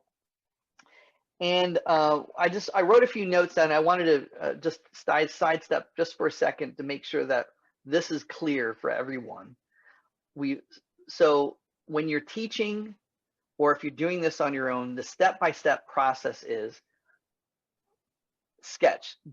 Start from the beginning, like I was talking about, where you're doodling and you're sketching, and all of a sudden you got an idea in your head. Then, if let's say you want to build a story on that concept, where like the raccoon and the bat, you can then go, okay, I'm going to write a story based on this bat and this raccoon, and it's wintertime and it's on the side of a mountain. Or I'm going to write a bigger story, but for now start small. And you can use the Ken Adams story spine to write a story around that. Meaning you could start with a sketch, come up with a couple of little ideas that you wrote down, and say, okay, I'm going to turn this into a story, and then use the Ken Adams story spine for that. Or you can do what we did from the last webinar, which is do the story exercise, which is we all come up with 3 characters, 3 settings, 3 themes, pick a genre, and then possibly pick a prop. And then from there, once you've chosen those, you're forcing yourself, if you don't have any ideas, now you're forcing yourself from the choices of your ideas to create a story on those. And the challenge with that is you can't delineate. You have to use those things that you've picked in order to write your story. You can write whatever you want, but it has to be the parrot, or it has to be the turtle, and it has to be on the moon, and it has to be overcoming fear, and it's a romance. Those were our parameters. That's what was given to us. That's what we have to write. So those are the 2 ways you can start building your stories for your students and for yourself. Now, the other thing that we talked about is once the 8 beats are written, we talked about Beatboards. What are they? And so in the process of me, I got sidetracked because I was talking about character designing. This is where you want to really start developing your characters in order to create your Beatboards. So again, this is why I was like, let's create our parrot who's in a chicken suit, right? And he's going to be walking around in a chicken suit. Yeah, and everybody's wondering, they got to ask, what's up with the chicken? Yeah, what's up with the chicken suit? Or at least. Have you ever tried animating in Photoshop at all? Yeah, I did. I animated a few times in Photoshop. I know there are people that animate in Photoshop, especially there's studios and artists, really good artists in Japan that I've seen that their process is animating and cleaning up and coloring and everything in Photoshop, which is kind of like crazy. You can make any program work. That's the thing. If you rub 2 sticks together, you can eventually make fire. I am using traditional animation and paper. I wanted to show people that doesn't matter what you use, it's what's behind it. It's this. You can't get away from your imagination and just the hard work of drawing and putting it together. Any creative person can make any limitations work in their benefit. It's just how willing are you to think outside the box to get there? For me, it was like, oh, I've got traditional animation. How am I going to get it to my computer? Oh, I'll get this app. Oh, I'll use my camera. Oh, I can use this software to time it out. Oh, there you go. And now and what you guys have noticed is that now I've been able to bring it to the digital world and then bring it to you guys to share with. So really, it's just I always want to harp on, doesn't matter what magic, there's no magic button like a draw button. There's no magic software that's going to be the best. Everyone's going to have their opinions, to be perfectly honest. Somebody said, oh, you're wrong, Travis. That's not the right way. I'm like, I'm not trying to sway you which way to go. I'm giving you choices to make your own decision, because that's what we are. We have free will, right? We can do whatever we want. You These just are need all to know what's that? They're all suggestions. Exactly. All suggestions. So there's our little. Well, Ramona is convinced that we should name them Harrison and Aviar. Aviar. I'm not sure if I'm pronouncing it right. Harrison and Aviar. AVR. Is Harrison Okay. the turtle? Because Aviar sounds like the bird name. Oh, okay. Well, let's get him over there. So so where we are right now is your next phase is developing your characters, whatever that story is. Develop the characters. Get the characters down. And again, this is where you don't have to have the characters polished. What I say, in order to go into start storyboarding, you need to make sure that you have enough information of the character that gives you the ability to put him in different scenarios, different shot locations, different angles, viewpoint. So what does that mean when you're designing a character? What it means is when you are ready to start putting that written word, the outline, to visuals, start developing your character like we're doing now, like he's in a chicken suit, which is kind of funny and weird, but we're making it work. And he's gonna walk around because their tails They're very long, go yeah. down. They're very, very long. He's gonna walk around in this sort of Purdue Tyson chicken suit thing. And maybe, you know, by wearing the chicken suit, the chicken suit, he doesn't have to, he can't fly with it on, right? It forces him not to fly. Maybe he doesn't pluck his feathers out at all. Maybe this, like you said, it's a safe suit. It's a what'd you call it? A chicken suit. It's a safety. Yeah, it's your safety suit. This is his weird warped way of going. You know, my owner, the astronaut, had this funny chicken gag, and I thought I'd pluck a hole out of the head and put myself in it, and I said, oh, this feels good. This feels like me. Maybe it's, you know, he identifies as a chicken and not as a parrot. So Ramona's saying that when he falls over, there's always a squeak because he's in that suit. I like that. Always squeaks. And this is the other good thing is when you write, see what this does. Visuals starts the creative mind to flow. And as that happens, start writing little notes. Always squeaks. Suit always squeaks. Sorry. Suit always squeaks. Caroline says, so if he wears a suit to not fly, it means that later in the story, he can overcome his fear. So we will eventually see him flying, right? Exactly. So there's the scenario right there. I thought this prop, this is our prop actually, is the chicken suit. Our prop is now a chicken suit, and that prop is a vice that's helping him. It's comforting his fears that he has, which is fear of flying. And so in order to not fly, instinctually, because he's a bird, he's going to instinctually want to fly. It's a way of putting the suit on so he can't fly, because A, he doesn't want to, and B, it just feels right for him to do it this way. Yeah. So that's the story, right? That in a sense is what we're creating. By drawing these characters out in different scenarios, we're developing the story further. See how that works? You get the basic outline, you start visually sketching things out, and then from there, the story starts to emerge or evolve even more. I'm just putting those little marks that you see when the chickens. Yes. Ramona is saying that the turtle has to hide in his shell at some point, and the bird has to fly at some point for the fear theme to really come through. Well, the turtle is claustrophobic, so the turtle doesn't ever like to go into a shell. But she's going to have to, if that's her fear, she's going to have to be comfortable going inside the shell. We're going to have to make it go inside the shell, right?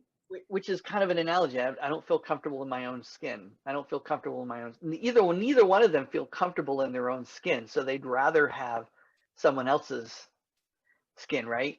Mm-hmm. Like the bird maybe secretly wants to be a turtle because it doesn't want to fly.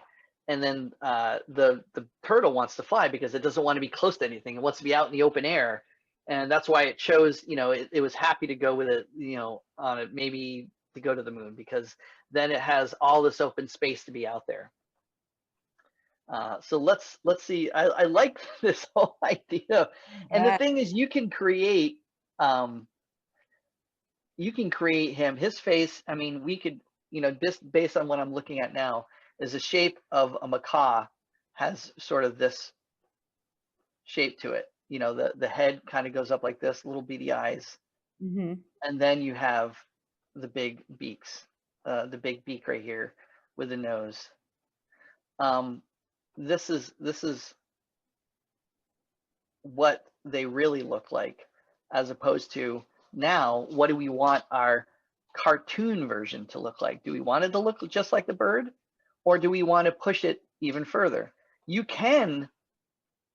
This is where your artistic license comes in. This is where you have the choice to choose however you want to design that character, whether it's realistic or whether it's cartoony or somewhere in between. But this process that we're doing right now is very essential part of the learning process for developing your story further before you even get into the beatboards and the storyboards. So once the story again is written, then we'll say, what if we took this? I might even want to, give him. What if we just design it where he's his nose is up here, and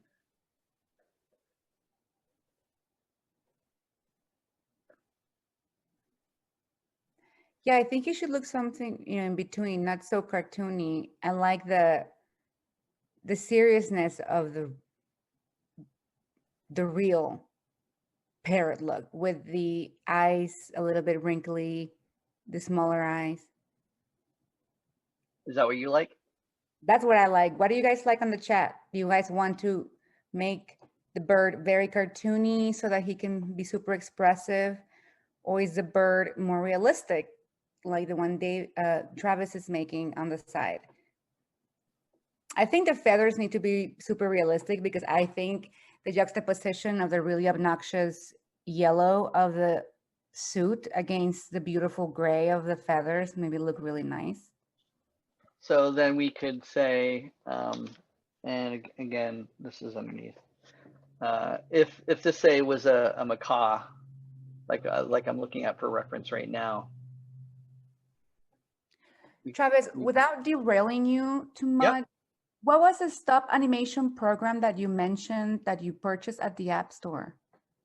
Oh, for stop motion to do my, yeah. So I use the thing. Where is it? I'll look in my apps real quick so I can tell you what it is.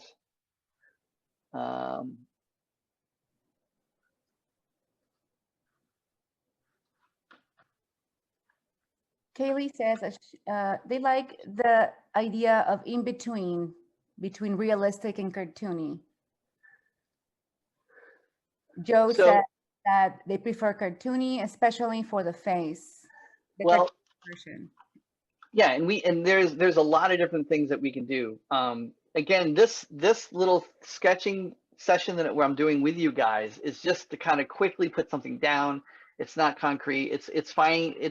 We're discovering our character. To answer the last question, it's called stop motion, and it is if I can find it.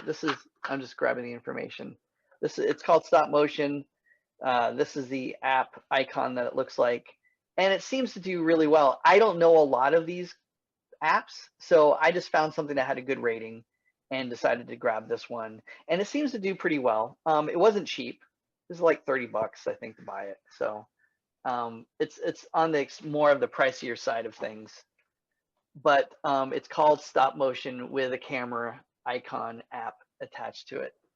So Awesome. if you're looking in there, my suggestion with that, because I just did something randomly, said, oh, I'm just going to grab something, and looked around and said, okay, I spent about 20 minutes looking. I may have grabbed the wrong one, but it's worked pretty well so far.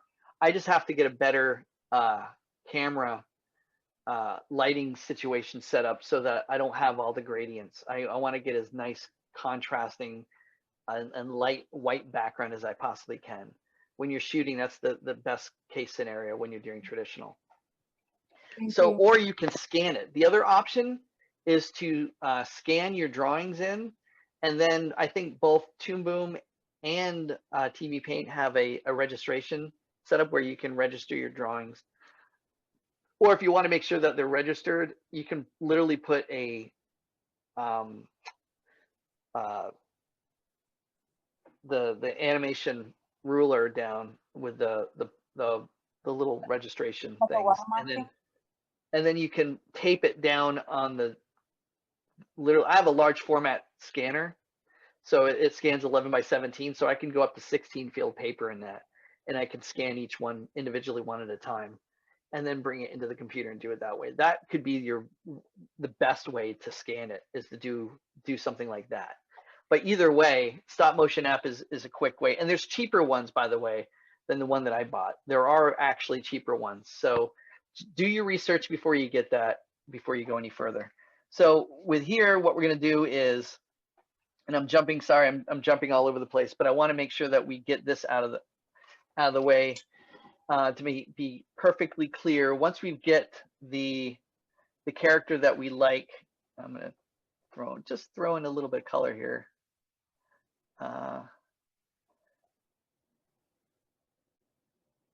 They're saying that they like the bird to have big eyes, and they see him, Dennis sees him as a big bossy bird. So bossy. Yeah, I definitely see him as someone who's an antagonist, right? Who's someone who's a little bit bossy, who's a little bit has an attitude, who has a secret plan of, like, trying to he's trying to figure out a way to get himself, all his goal is to get himself back. He just wants to go back home. I think that's his big goal in life, is to get back to Earth. Maybe that's his motivation for why he's not necessarily the bad guy, but he's inadvertently going to cause havoc by his obsession for getting home. So somebody mentioned earlier that they see this bird having some scars because he's fallen so many times that he hates flying. That's another. So, like, scars is not just mental scars, like traumatic scars. We're talking about like physical scars. I don't know. Is that what you guys meant? Let us know in the chat. So are these birds, the macaws, are they like a really vibrant blue or gray? I'm not sure. Well, the macaws are an orange, blue. They have beautiful colors. Red on the top of their head, bluish purple, Okay. and then orange. When they're flying, they're just a gorgeous, gorgeous bird. I love how macaws look. I love birds in general, but the macaws just have this sort of beautiful, majestic look about them. Ramona They saying that look like royalty. he has a scar right over his eye. You can have a scar over his eye. Purva is saying he can have a scar on his beak to make him look like he uses his beak to break the fall when landing. A broken beak. A broken beak. Now, when it comes to, we've talked about this already, when it comes to designing your characters for your short or for your show that you're going to do, it's okay to once, I always say, go to the real reference and then push from that point on. Find out where you can exaggerate things. Go to the extremes to see what's going to make a macaw, and then what will make it not look like a macaw. How far can you push that shape language or that design that you want to do for the macaw? Like I said before, the shape of the character is this sort of shape language with the head and and his beak, and they have relatively big beaks. What if you know, we put his eyes more up here at the top? And this is where I'm trying to think of ways that we can push this design a little bit more. Like, I'm going to look at a rubber chicken. What does a rubber chicken look like typically, right? Yeah. Even if you don't have something that you can think about in your head, what would it look? What?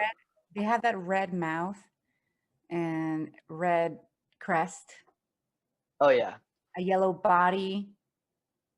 and literally, they literally have exactly what I. Those dots, yeah, the poultry skin dots that look really gross. Well, you can do Orange the. legs. They have orange legs usually. That's true, Joe. But yeah, they were. Shanice was asking if we're gonna focus on the design of the suit. Is the prop as important as the character? In this case, I think it is. In this case, it would be, because we made a conscious decision.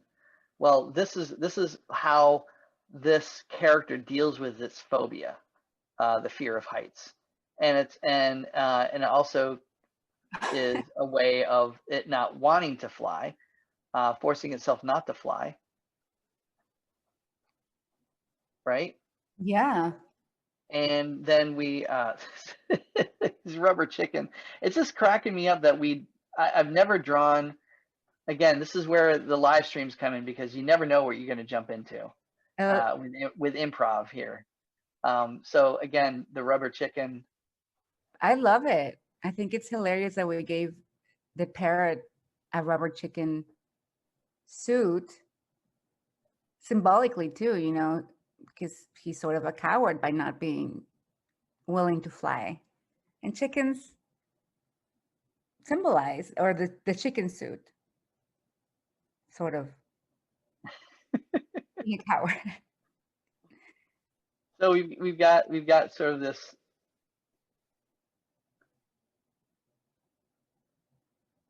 So the suit is old because he only has one and he keeps wearing it every day. So the suit has to be like maybe some tears in it. It's also very weirdly shaped because the birds, the macaws, feathers, you know, they're so massive. The poor chicken suit hasn't held its shape. I mean, there's a lot of. Shanice is asking, the suit doesn't cover his legs though, does it? Because the macaw is really tall. Actually, it could. I mean, again, we can make this whatever we want, right? As long as we have attributes that make it look like a macaw, right? You know, and it's so comfortable in this suit that, you know, it can form. I mean, if you took a macaw without its feathers, or it's super skinny. It's mostly, the bulk of it's mostly the plumage and the feathers that come out. But for the most part, it's pretty. I'm gonna draw like this, I think. Aaron just brought up something really fun that maybe can be a scene. Can you show the stink lines of the smelly suit? What if his friends are gonna confront him about the sweat smell finally? You know, take it off. Gotta take it off. You mean the fact that there's little. You smell like dead chicken. Yeah, I mean that chicken. You smell like a dead chicken too.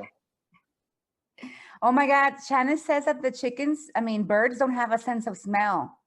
Dun dun, plot twist. He can smell himself, so. Now, how do we know that? Now, how does one person know that chickens do not have a sense of smell? I mean, I made a mistake. They said birds don't have a sense of smell. I don't know how they know that, but Jenny says that vultures do. Vultures do have a sense of smell. So not all birds. Well, but I would fact check. I would definitely. I think that's great that you have that. Yeah. That have that, but I would definitely fact check that to make sure. And that's where research comes in, guys. This is where we go in and we research the character itself to make sure that we're on the mark with using things. Again, you're finding out a fact-based information, and then you're incorporating it into your story or the development of your character. So the more you get to know what a macaw is, the more maybe you can find out things that you could add into your story that you didn't have before. Travis, they're wondering if a couple of feathers are sticking out through the suit because they're making holes in it. I mean, you could have maybe, you know, like this, a couple of. Oh my God, Travis, we have a fact checker in the chat, and here it is. I'm reading the article now. Okay. And this is good. I mean, this is all part of developing story, finding out. And when we when we were doing Lion King, they went to Africa. When we were doing Brother Bear, Aaron went to Alaska to study bears. We brought somebody like Tara Whitlatch in, who was an expert on animal anatomy, and we brought her in to design and help develop model sheets for our bears. You guys know Tara Whitlatch, I believe. Yes, we do. She's awesome. She lives in Oregon too. I think New York, or is it New York, Oregon, or what's the place called south of you guys? Anyways, she's awesome. But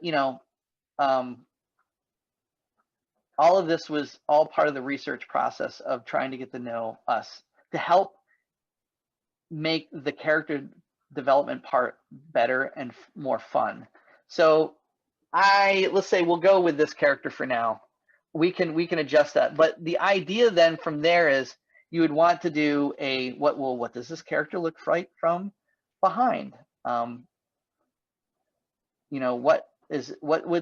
would do a front, side, and back view of the character like I'm doing right now. So then you can kind of get an idea what the plumage.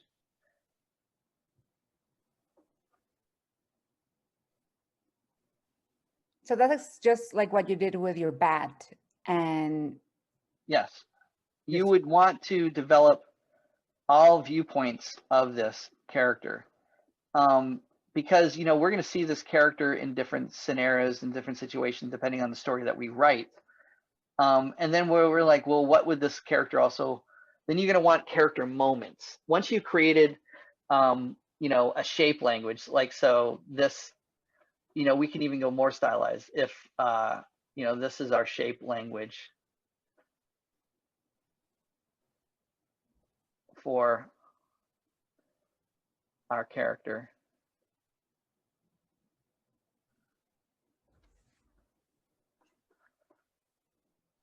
Thank you, Jenny. What was that? There's somebody in the chat with a lot of knowledge about birds. Oh, that's great. Yeah. I think they work with falcons. Is that so? I can't find that part of the chat, but they're a falconry. Yeah, that's Falconer, or no, that's great. That's awesome. So you see what I'm doing? I'm building out. What I'm doing is I'm creating my own, and this is what you guys should be doing too, is developing your own characters, thinking, we're getting fact checkers now, we're getting people that work with birds. This is all great information. I always say the best part of this portion, this part 2, the development of the story, is the most interesting and the most educational, because you're going to get a lot out of this moment. So really, really dive in and learn as much as you can, especially, what kind of turtles are going to be that we're going to do. Well, we picked a macaw. So I looked up at what a macaw looks like. And then we started talking about no sense of smell and him wearing a suit. And then that just started building the story and making it even more fun and more interesting. And this is part of the engagement process that you want to do, is you want to get your students or if you're a student to get really excited about something. So whoever was there earlier, they're saying, hey, I want to get my teacher to do this kind of assignment. Definitely have them do this. You know, this is I enjoy this. I know we're going on to the 2-hour mark, but we're going to go over. Is that okay? That's okay with me. Okay. And You we let me know if I'm losing interest from others. People want me to keep going. I want to make sure that we hit all the topics for part 2 today before we go into animation, which is going to be part 3, the last part of our show or our webinar series. When you design characters, Travis, are you Yes. thinking more about, oh, now it went away. Sorry. Oh, are you thinking more about shape or gestures when you're drawing these characters? Both shape and gesture, because the gesture is me trying to find the simplification of it, trying to find the gesture, the thing, the structure of it underneath what makes it a macaw. And I'm also looking at shape and structure. There's an exercise that I do on my Discord where for beginners is you take a character, and they're doing, and there's a ton of people doing this now on the Discord, where you find a character like a wolf or a bird, and you do you study it, you draw it from different angles, and then you do a skeletal structure of it. Because the structure underneath is what's going to be important when you're animating and you're getting the gesture down. The structure of that character is important to know how, because shape is based off of what's underneath the hood of this particular animal. So, you know, you have your bones, then you have your muscles and tendons, and then you have the outer layer, the skin, the feathers, the turtle shell. All of those things are built on top of what is the foundation, which is the bone structure. It's the same analogy when you look at 3D animation. When they rig something, they're creating the bone rig, the rig underneath, in order to move the object around. And then the deformations in 3D is like when something squashes, you know, this shape is going into this shape. Well, how do you make that area more flexible and pliable?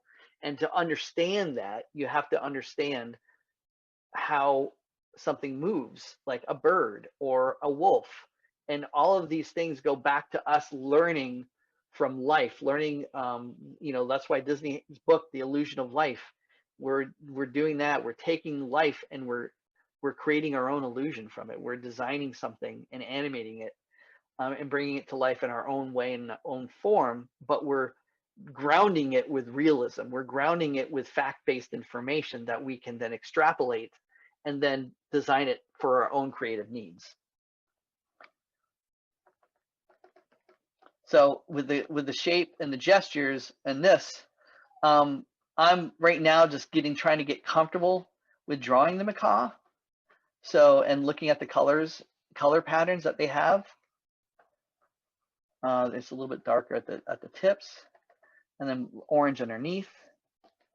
And also I wanted to make sure that I get a little bit of orange underneath his chin, so that we you know, at least the top part, we know that it's a macaw, and maybe get a little bit of blue So around here.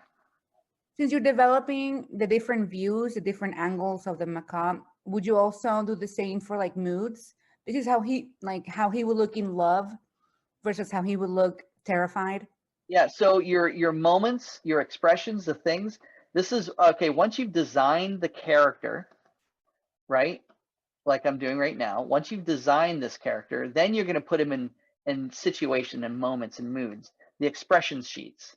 That's where it's like, I develop the expression sheets according to what is dictated in the story. So if this character is going to eventually fall in love, which my loving dog wants to go out, go ahead. Go ahead. Go ahead. Go down.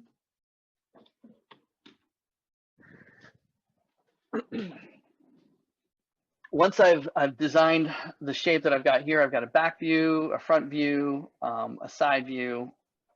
Once I've created this, then we can go into the next thing, which is developing the expressions and sheets. Now, again, keeping it in line with a story, making sure that what you draw is in accordance to what you want to tell in your story. And And the reason why, that's why writing something, sketching first and writing your outline, your cat on story spine, then developing the characters and going back to your story. All of this is helping strengthen what the overall storytelling thing that you want to do. One helps the other. You start before too long. The more you do this, and then you go back to the you write your little notes like the suit always squeaks when it falls. You can then go back into your story and go, okay, I want to add a little beat or a comic moment when our character, when we're first setting up and introducing the character, he's walking around. Maybe we start off on the turtle, and the turtle, is doing his thing where he's walking around, he's floating around, and then off screen we hear squeaky, squeaky, squeak, squeak, squeak, and then we look over and here's this macaw walking around, and every time he walks, he squeaks, and maybe it's annoying the turtle. Maybe the turtle's like rolls his eyes and look down, and then that's when the turtle goes, dude, seriously, what's with the chicken suit, right? I mean, that could introduce a line in there where he says, hey, what's up with the chicken suit? The whole point of this is that writing these little notes down as you develop your character based on the initial outline that you wrote will help evolve the story further along. Does that make sense? Yes. Somebody's asking, how do all these audio details get conveyed to the sound department? Oh, that's a big question. So when you are developing a script, in the script, well, if you're a writer and the director and the person that's doing everything, well, it's easy for you to kind of dictate to the sound department what you want. Typically, the director will work closely with all departments. So when you're in the sound booth, the director will be in there with you, telling you what they want, what's the setup, this is the scenario, this is the attitude, this is sort of what we want.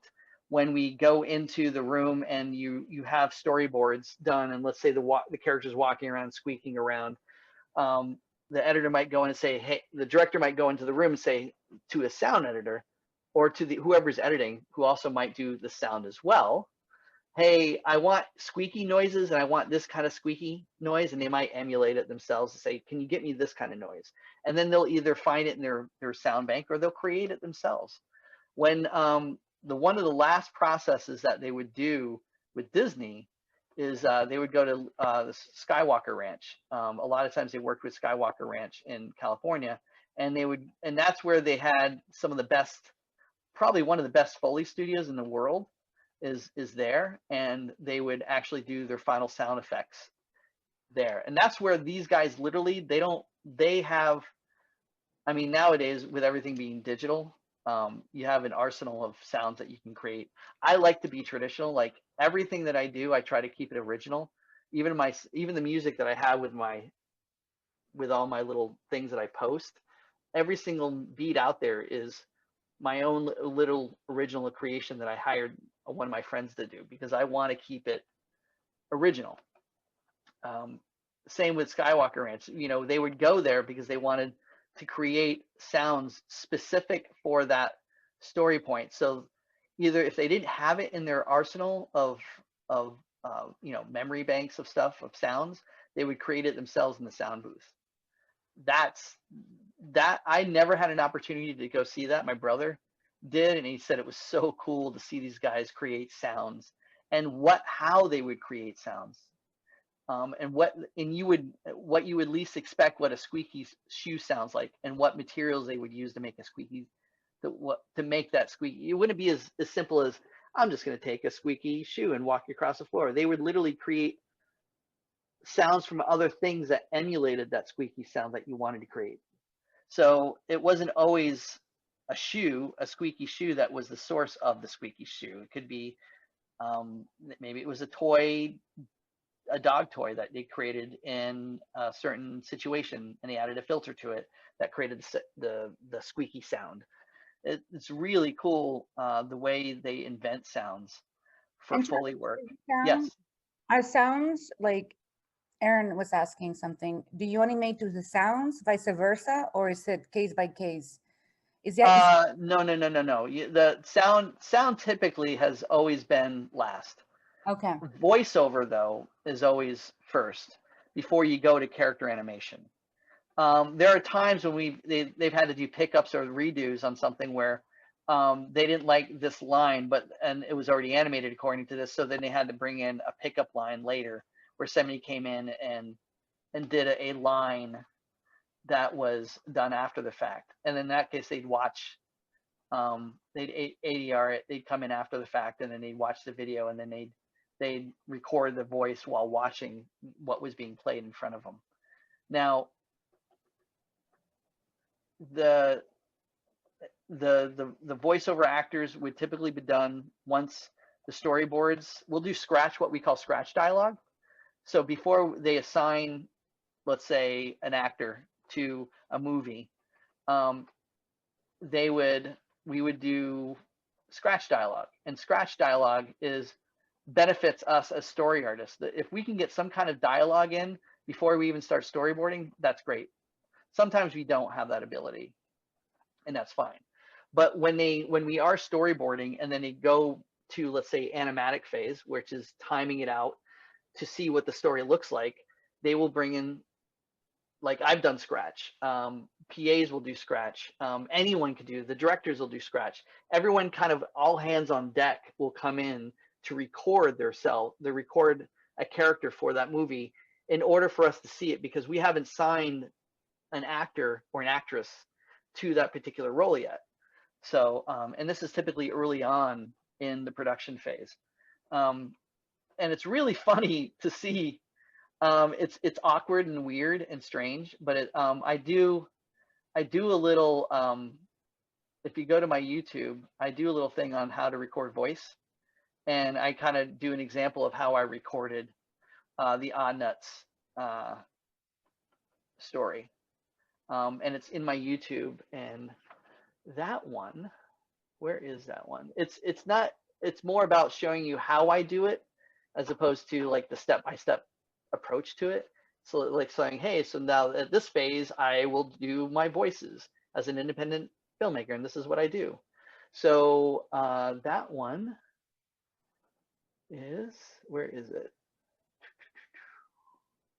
Ah, there it is.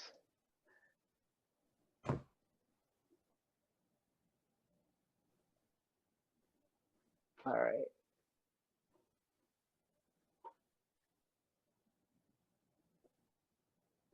So a few members of our class here are saying that maybe we should make the suit white and red, the chicken suit, because it would be more contrasty with the feather. Yeah, and this is where you start playing around with colors too. I was agreeing, I was thinking the same exact thing. Or we make it a very distinct little difference. I just put in there, you can copy it over and give it to everyone else. Oh yeah, I'm gonna be showing this video that Travis was talking about in a second. That's about doing voiceover and stuff, and how I approach it as on a guerrilla, on a shoestring or no string budget. Using the equipment that I have here in front of me. So we'll just go into this. So let's say we have this character drawn out, and we're just going to go with the chicken for now. And I'm going to put the chicken in a folder, and we've done all of our turnarounds. We've put the chicken in a situation, and we're now going to draw out our turtle, and maybe the turtle could be,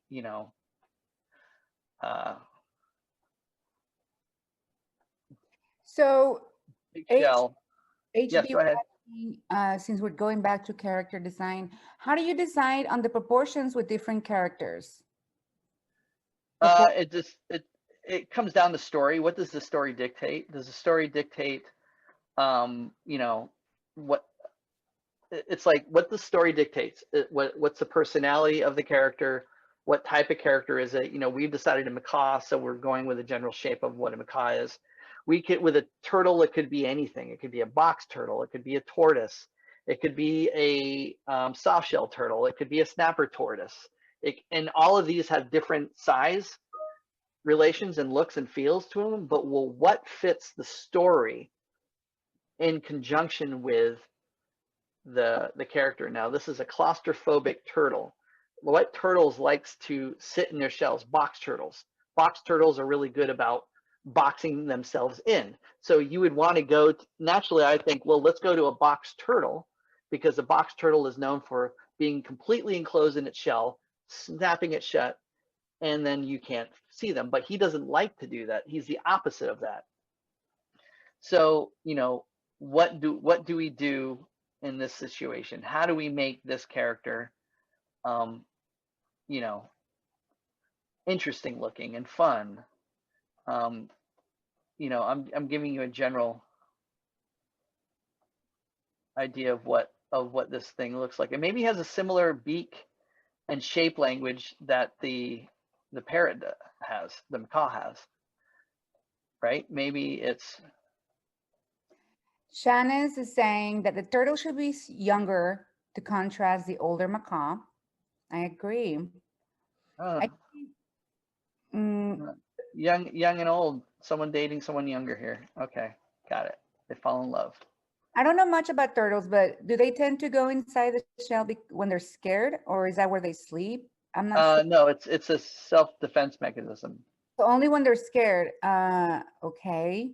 It's a way to protect themselves. It's like armadillos when they, you know, armadillos have this kind of shape. Oh, And Joe, I like that. Joe says that love can be scary. So maybe when the turtle falls in love, she's okay going inside the shell. Is that maybe? So you see how this, and when these guys get scared, they go into their little ball and they curl up. You know, going from that to this. With a turtle, same thing. And then the only reason I know this is because I was designing a turtle, assisting in designing a turtle for one of the shows that we were working on. So, but you know, I agree with you. Ramona says the turtle should be a he. Oh, absolutely. So the snapping turtle or the box turtles, underneath their shells, they have a hinge here in the middle part, and then a back part. So this hinge opens up for the front. You know, their head kind of goes in, and their feet kind of come in as well as their arms. So everything can kind of go in to this sort of underneath. This is the underneath part. Oh my God, no. I love that. I love your idea. What's that? No, Ignacio says that maybe he can have wing stickers on his shell because all he wants to do is fly away from that shell. The wing stickers. I like that. So you mean stickers on the shell, like stickers of wings? Yeah, wing stickers. Oh yeah, that's an awesome idea. I love it. I love it too. I think that's great. So, you know, with a turtle, we can make any kind of design. So for simplicity's sake, and for the fact that we are going to, I want to jump into Beatboards real quick before we get off here, is once we've designed the character, let's say we have this shape. Yeah, let's say he has a wing sticker that he's posted on it. And he has his wing stickers on both sides.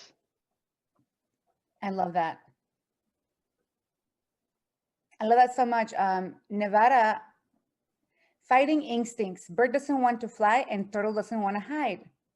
I like that. It's a battle of the instincts. It is. Overcoming your fears. That's what we're trying to develop here, is the idea of overcoming your fears. Now, in this case, you know, we could have neck, bigger head. Shanna is saying perhaps he got the sticker from the macaw as a gift. Is that instead of flowers, the macaw brought wing stickers on the first day? Maybe. That's either way. I love the imagination that everyone's providing, and suggestions. They're all really fantastic and fun. So let's say I'm going to drop this down real quick. I'll add another layer to this.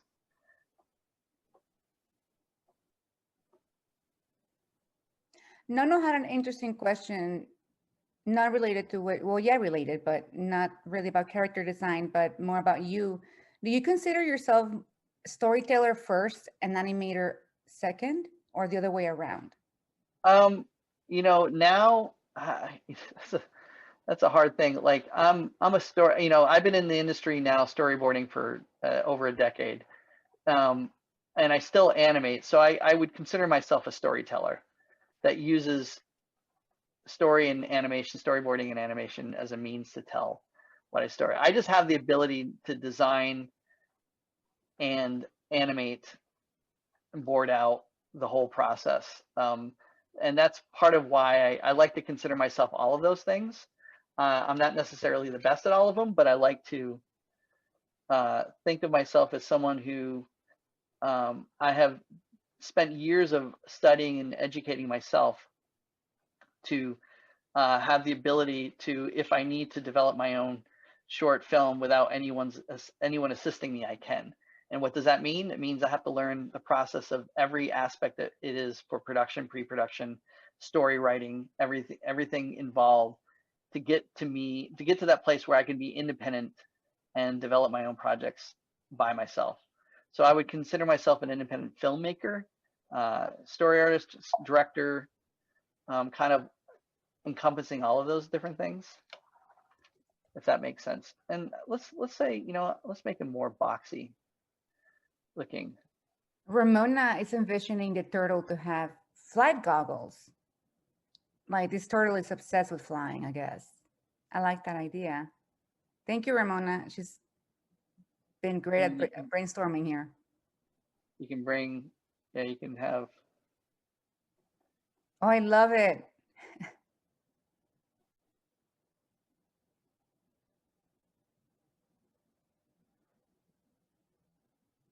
So obviously, there's a question here, and how has your early illustration background helped you in your character design? You know, earlier on, I was basically studying illustration at Ringling School of Art and Design. And then I got my internship with Disney in 1990, and this is when I was around 19 years old, turning 20. And so I think that what I found was illustration and animation went hand in hand. 2D animation were the only difference between the two is that I was drawing 24 drawings to emulate one action or theme or idea. And my illustration work helped out, especially when it came to composition and framing and camera angle and that type of stuff. And also tone and value. And you know, I learned the basics of traditional art through that, through illustration at the art school that I went to. And then from there, when I studied animation, I realized, oh, all of the practices, all of the techniques, and all of the things that I was learning in traditional art school applied to animation perfectly, if naturally melded into it. So I kind of put them all into under one thing. That's the beauty of traditional animation, is that it's bringing 2D visual art form to life. Thank you, Travis. So let's say, all right, we got this character now. Again, I'm butchering this character at the moment. I'm not happy with what it looks like, but for the sake, it looks like a turtle. That's what we want it to be right now. That's just fine. We can make the turtle.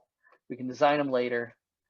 But we've got a shape language that we're okay with. Now with the, let's do this. I'm going to go ahead and erase, bring this down. Okay. Drew Ford, I like that idea. He said, wouldn't be a great decision for hand-drawn animation, but I really like the idea of a turtle with travel stickers all over its shell, like an old suitcase. That would be very interesting to look at. Oh, that would be. So wings, or maybe he even has wings. The old, maybe he has little wings on top. Who knows? Anyways, good suggestion on the wings. Let's do something else. Let's say I don't like that face. I want to look at a turtle's face, but in the meantime, we're gonna have, what we want to do is see what these guys look like together, if they were in the same space, right? So we want to then start applying the characters together.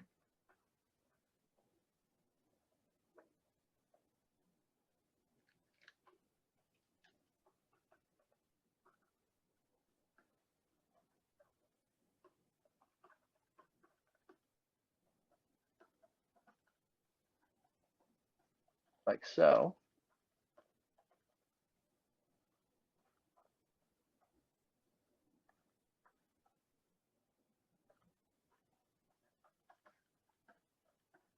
Oh my God, Travis, the turtle that you just erased the face of, Overton Lloyd said that the turtle looked just like you. Does it happen often that How about this? How about this? We'll do we'll have him looking up. Maybe he has a little mohawk. is he annoyed by the stench, or is he attracted by the stench of this sweaty ass suit? I don't know. Something I've seen a lot of, this is Ramona, is turtles drawn more wrinkly in the face, but their faces are more like a rock and hard, and their necks are wrinkly. Yeah, this is where, you know, again, where I'm doing this literally out of my head without looking at any reference, because I'm trying to get sort of a general shape idea, because we can have more of a box. Let's do more of a box. Let's do the shape more like this, boxier shape, and then longer neck. And then this would be, let's say, his feet with his tail. We got the wing idea on here. And then with the turtle, with the macaw is going to be bigger. Shanna's is saying that they're seeing a story of two elderly characters ending up falling in love after not having found the perfect match for their whole life. Opposites attract. They were barking up the wrong tree. They found each other in the moon. They had to leave Earth. They literally had to leave Earth in order for them to find each other. So what I'm saying is, like, this could be sort of the shape language, let's say, if we're going to develop these two characters together. I'm gonna just do a gray, orange. I'm just gonna do an orange tone for this one.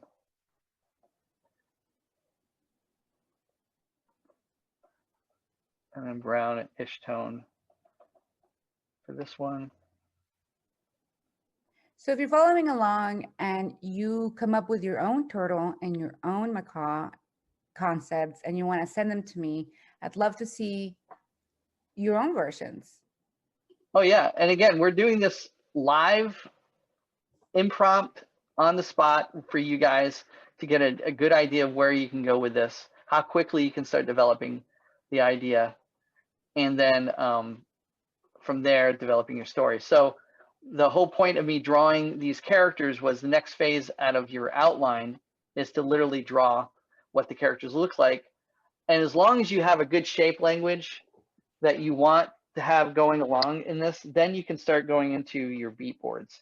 So for an example of that, let's go back to Toon Boom. Where are you, Toon Boom?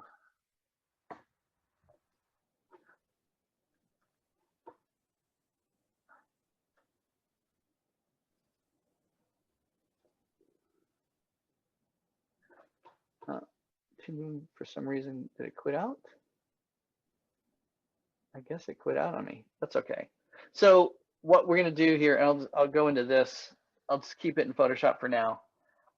We'll animate in Toon Boom. How about this? We'll animate in Toon Boom in part 3. We'll use Toon Boom to animate in.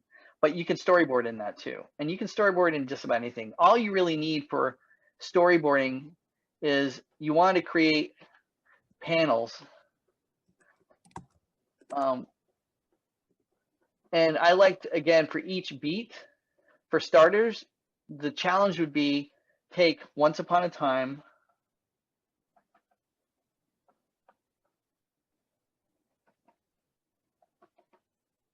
and Every Day,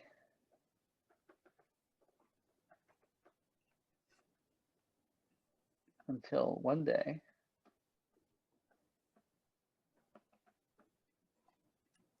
And everybody's asking this question. We will have this class available for later viewing on YouTube tonight. I will ask my team to upload it, and you will be able to follow along for next week's class. So yes, all of these classes are going to be saved on YouTube. So if you queue it up to this point, we're at the point of storyboard phase.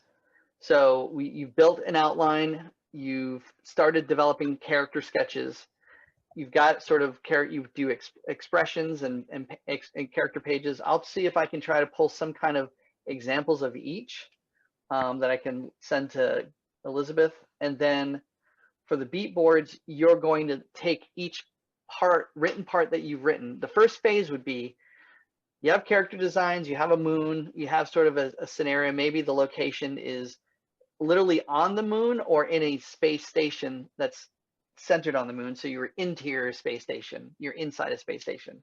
However you want that to be, the location has to be on the moon. Then we start to board that out. Say Once Upon a Time. So you've got your characters, you've got your environments, you've kind of loosely sketched those out to get an idea. Now we're going to put our first beatboard down. The first challenge I would say to you is, let's try to do one illustration that represents Once Upon a Time. And one illustration, so that's 8 illustrations or beats that you're going to draw out. Now from there, then I would say the next thing is, let's take each section and let's create 1 to 5 panels. That would be beats that would describe that scenario. And so from that, this is what I'm talking about. So Once Upon a Time, we have the turtle and the parrot, and they're on the moon. The question is, where would they be at? What would be the first thing that we want to set them up in? Are they in the middle of doing something? Are they sharing a room? Maybe for us, and I'm doing these small to kind of give you an example of how to do it. You can blow them up however big you want. I typically work 1920 by 1080, which is the typical format for storyboarding. Some features work wider scope than others. So Elizabeth, what would be a scenario? Maybe a scenario would be, we've got the turtle is sort of floating In the station, yeah. Just minding her own business or his own business. or her, it could be a she. I think we settled that we're both going to be boys, right? I'm asking the chat. What do you guys think? It doesn't, at this point, the great thing about animals is that we don't have to identify gender to it. We can just make them animals and just let it be what it is. Yeah, the chat agrees. I think they're both boys. Oh my God. Once upon a time, No has an idea here. Once upon a time, a turtle riding on a meteor lands on a moon. But okay, that's a cute idea. I also like the randomness of the turtle just floating in the station. And then what we're trying to draw is create a moment. We're trying to create an emotional beat. So let's say, I'm creating an angle where it's a worm's eye view. Let's say the space, we're looking up at him. I've got this perspective, and then we have, Oh my God, Pamela. Oh my God, from Yale University. We show that turtles share a recent common ancestor with birds, a group known as archosaurs. Archosaurs. They're more like each other than they think. That's really really cool, Pamela. I love it. Yeah, interesting. yeah, they share a common ancestor. That kind of makes sense. I always thought turtles kind of look like just more developed birds. I mean, when you look at the structure of their beaks and how they're, I mean, it's definitely believable. I mean, they talk about dinosaurs or the T-Rex being more bird-like. Mm-hmm. I don't know. I still think that the bird has some sort of rope or something. He's so scared of floating away because he doesn't want to fly. He's keeping himself grounded in the station somehow, while the turtle is enjoying floating around gravity-free. Maybe he has a rope. Suction cups. He has suction cups in the on his Suction cups. There you go. He has suction cups for feet. Okay, that makes sense. So, and basically, in other words, what I'm trying to draw here is a quick setup to that first Once Upon a Time. Him floating around. So once upon a time, a bird afraid of flying and a claustrophobic turtle were hanging out in a moon station. There you go, on a moon station. And then basically we draw. This is where I was saying the challenge is to try to do it in one illustration, but do it in a series of sketches or ideas that you want to do. And let's do it for each one, a single one, and see how I'm drawing. I'm trying to emulate an idea or an environment to get a feel of what the world looks like. What are the types of camera angles we're going to choose for this? And then what this is our initial development for this concept. We haven't developed anything before this, but this is a great way to get your feet wet into the initial stages of designing a potentially epic Oscar-winning short film, or just a really cool short film. Or who knows, maybe this is an ongoing series. We end up making these guys really cartoony.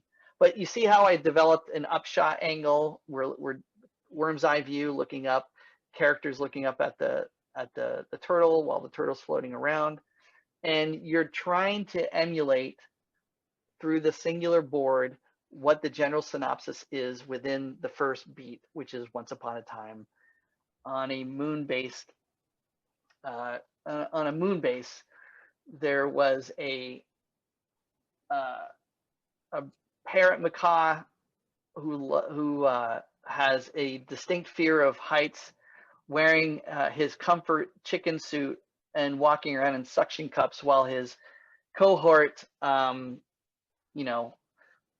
so-and-so the box turtle, is zipping around him, bouncing from place to place, antagonizing the parrot every step of the way.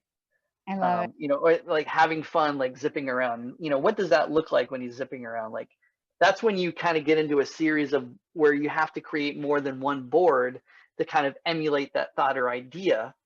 But that's setting up the tone of what we want to carry into the storyline. And so you're going to do a series of these for each beat, and then at the end of that, we're going to get into further development of more beats. And then from when I say, once you've done this scenario and you filled in all the blanks for the 8 beats, then you want to go back in again, and you want to go and start developing the character even more. Maybe we've already come up with more ideas as we're doing this. Someone just said, turtles and parrots are closely related. Suction cups would be great for the parrot.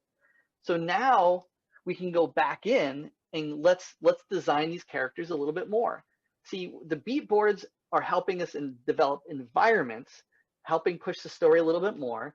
And then we're going back into our characters and designing those a little bit more, preparing ourselves for the ultimate goal, which is getting ourselves to a place where we can create storyboards for the show.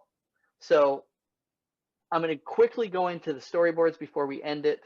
We're at 2:35. As long as we can keep going and Elizabeth is okay with it, I can kind of give you a general idea. We'll probably bring some of these storyboards into our next part 3 so that we can then quickly animate and show you how you can take a story concept and put it into motion using animation.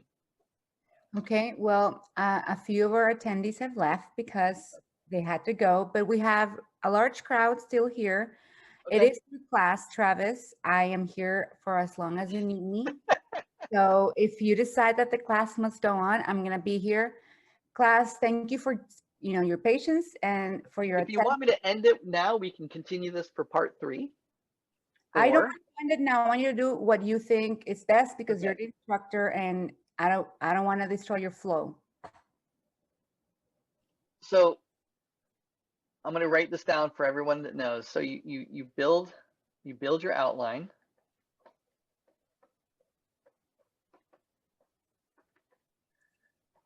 Ken Adams story spine.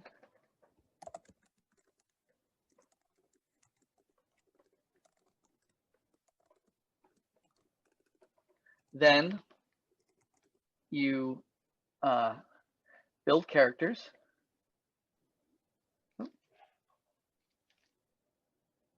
Build characters.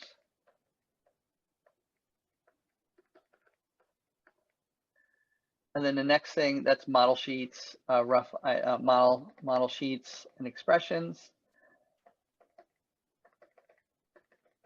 That was a really fun exercise. I think we got the most ideas during that part of the process when we started.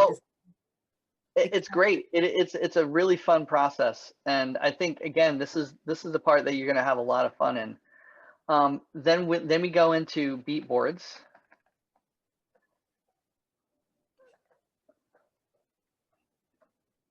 Then the next phase is going into more character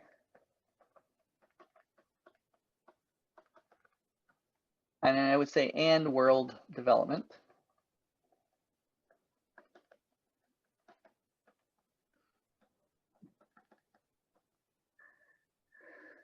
Character and world development, then back into more fleshed out, and I would say this is where you can go into create 4 to 5 boards for each beat. And then make sure that, as you're doing this, in this process right here, write notes. Make sure to write story notes to add. Details really add the squeakiness of the suit. To add into. Yeah, I like that. Beats, right? And then from there, we're going to go into 4 to 5 boards each. And then that's where I sort of generally stopped talking about. But the next phase that we would go into would be camera mapping, flushing out, flushing.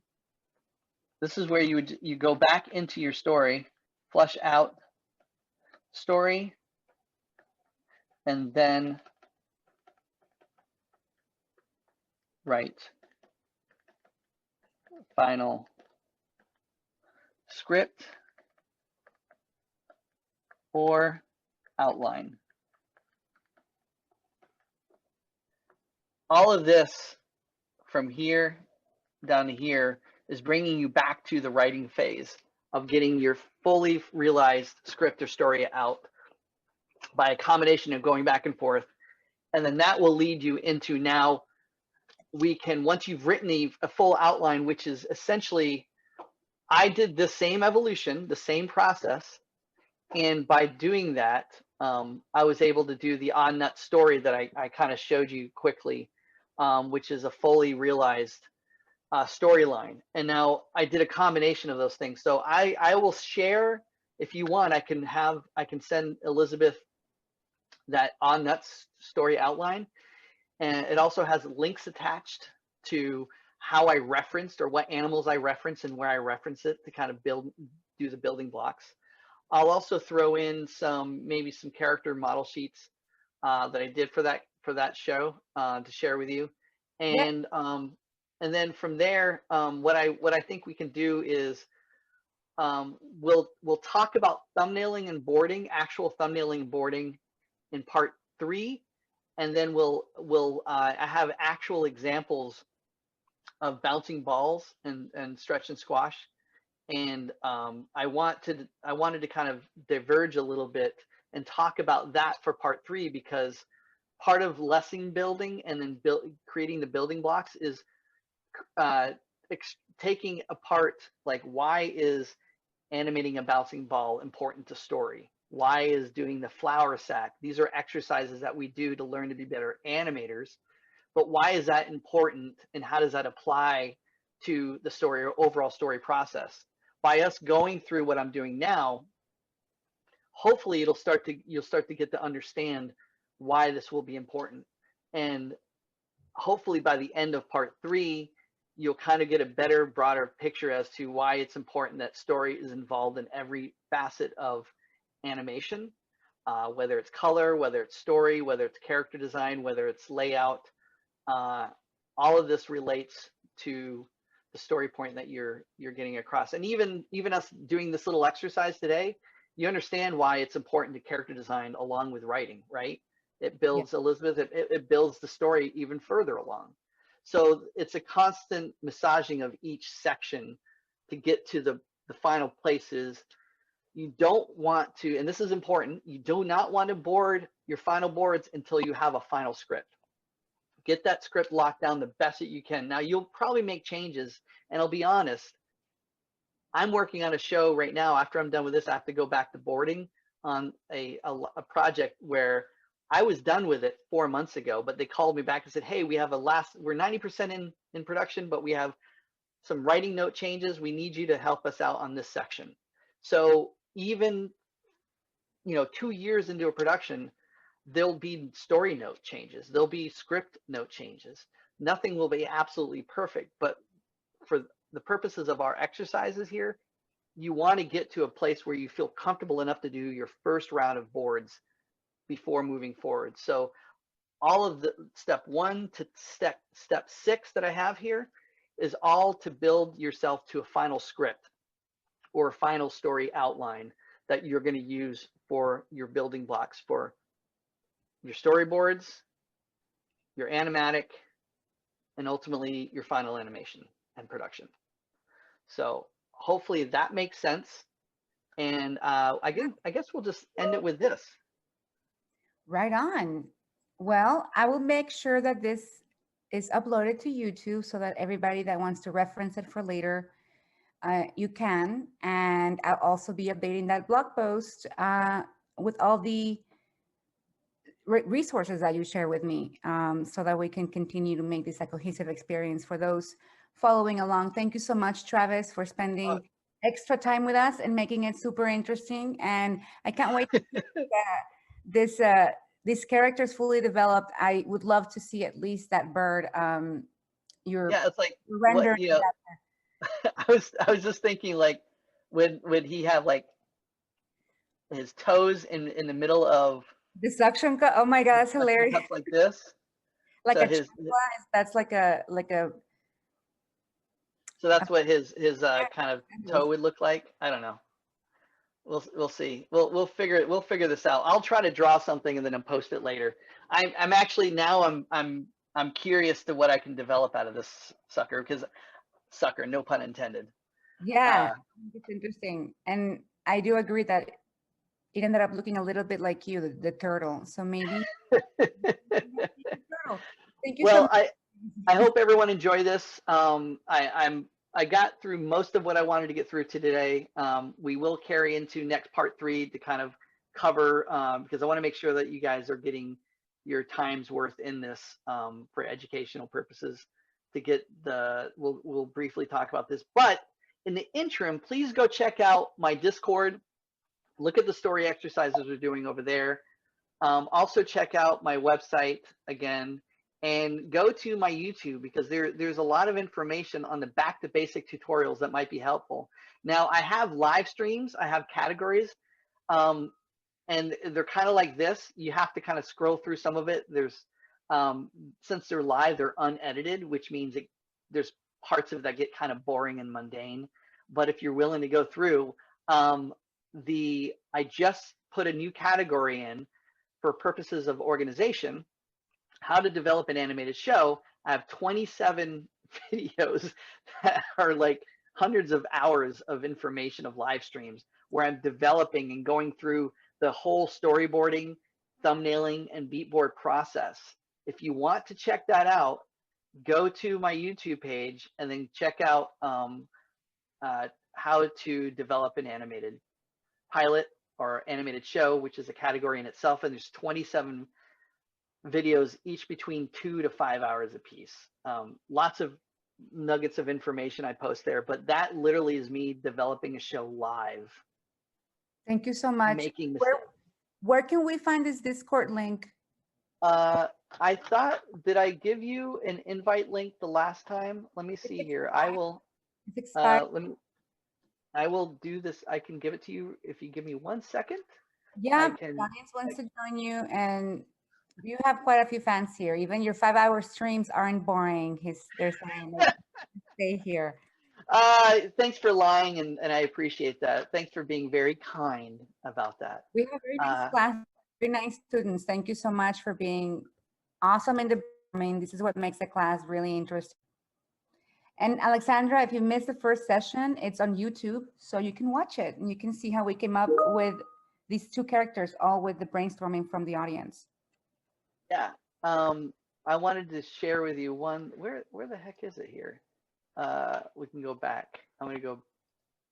Yeah, the old link says that it's invalid, so that's why. Oh, it is?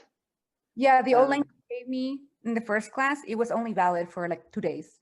Oh, really? I always set it up to where it could be valid forever, but I guess it's not. It's now allowing me to do that now. All I can say is, I guess you have to get an invite for this. I will send an invite to that. I will also post, I can go back into my playlist here. That way you guys can at least get to the playlist from my channel. And this would be, you don't hear that, do you? I don't hear anything. Okay, good, because it's me talking.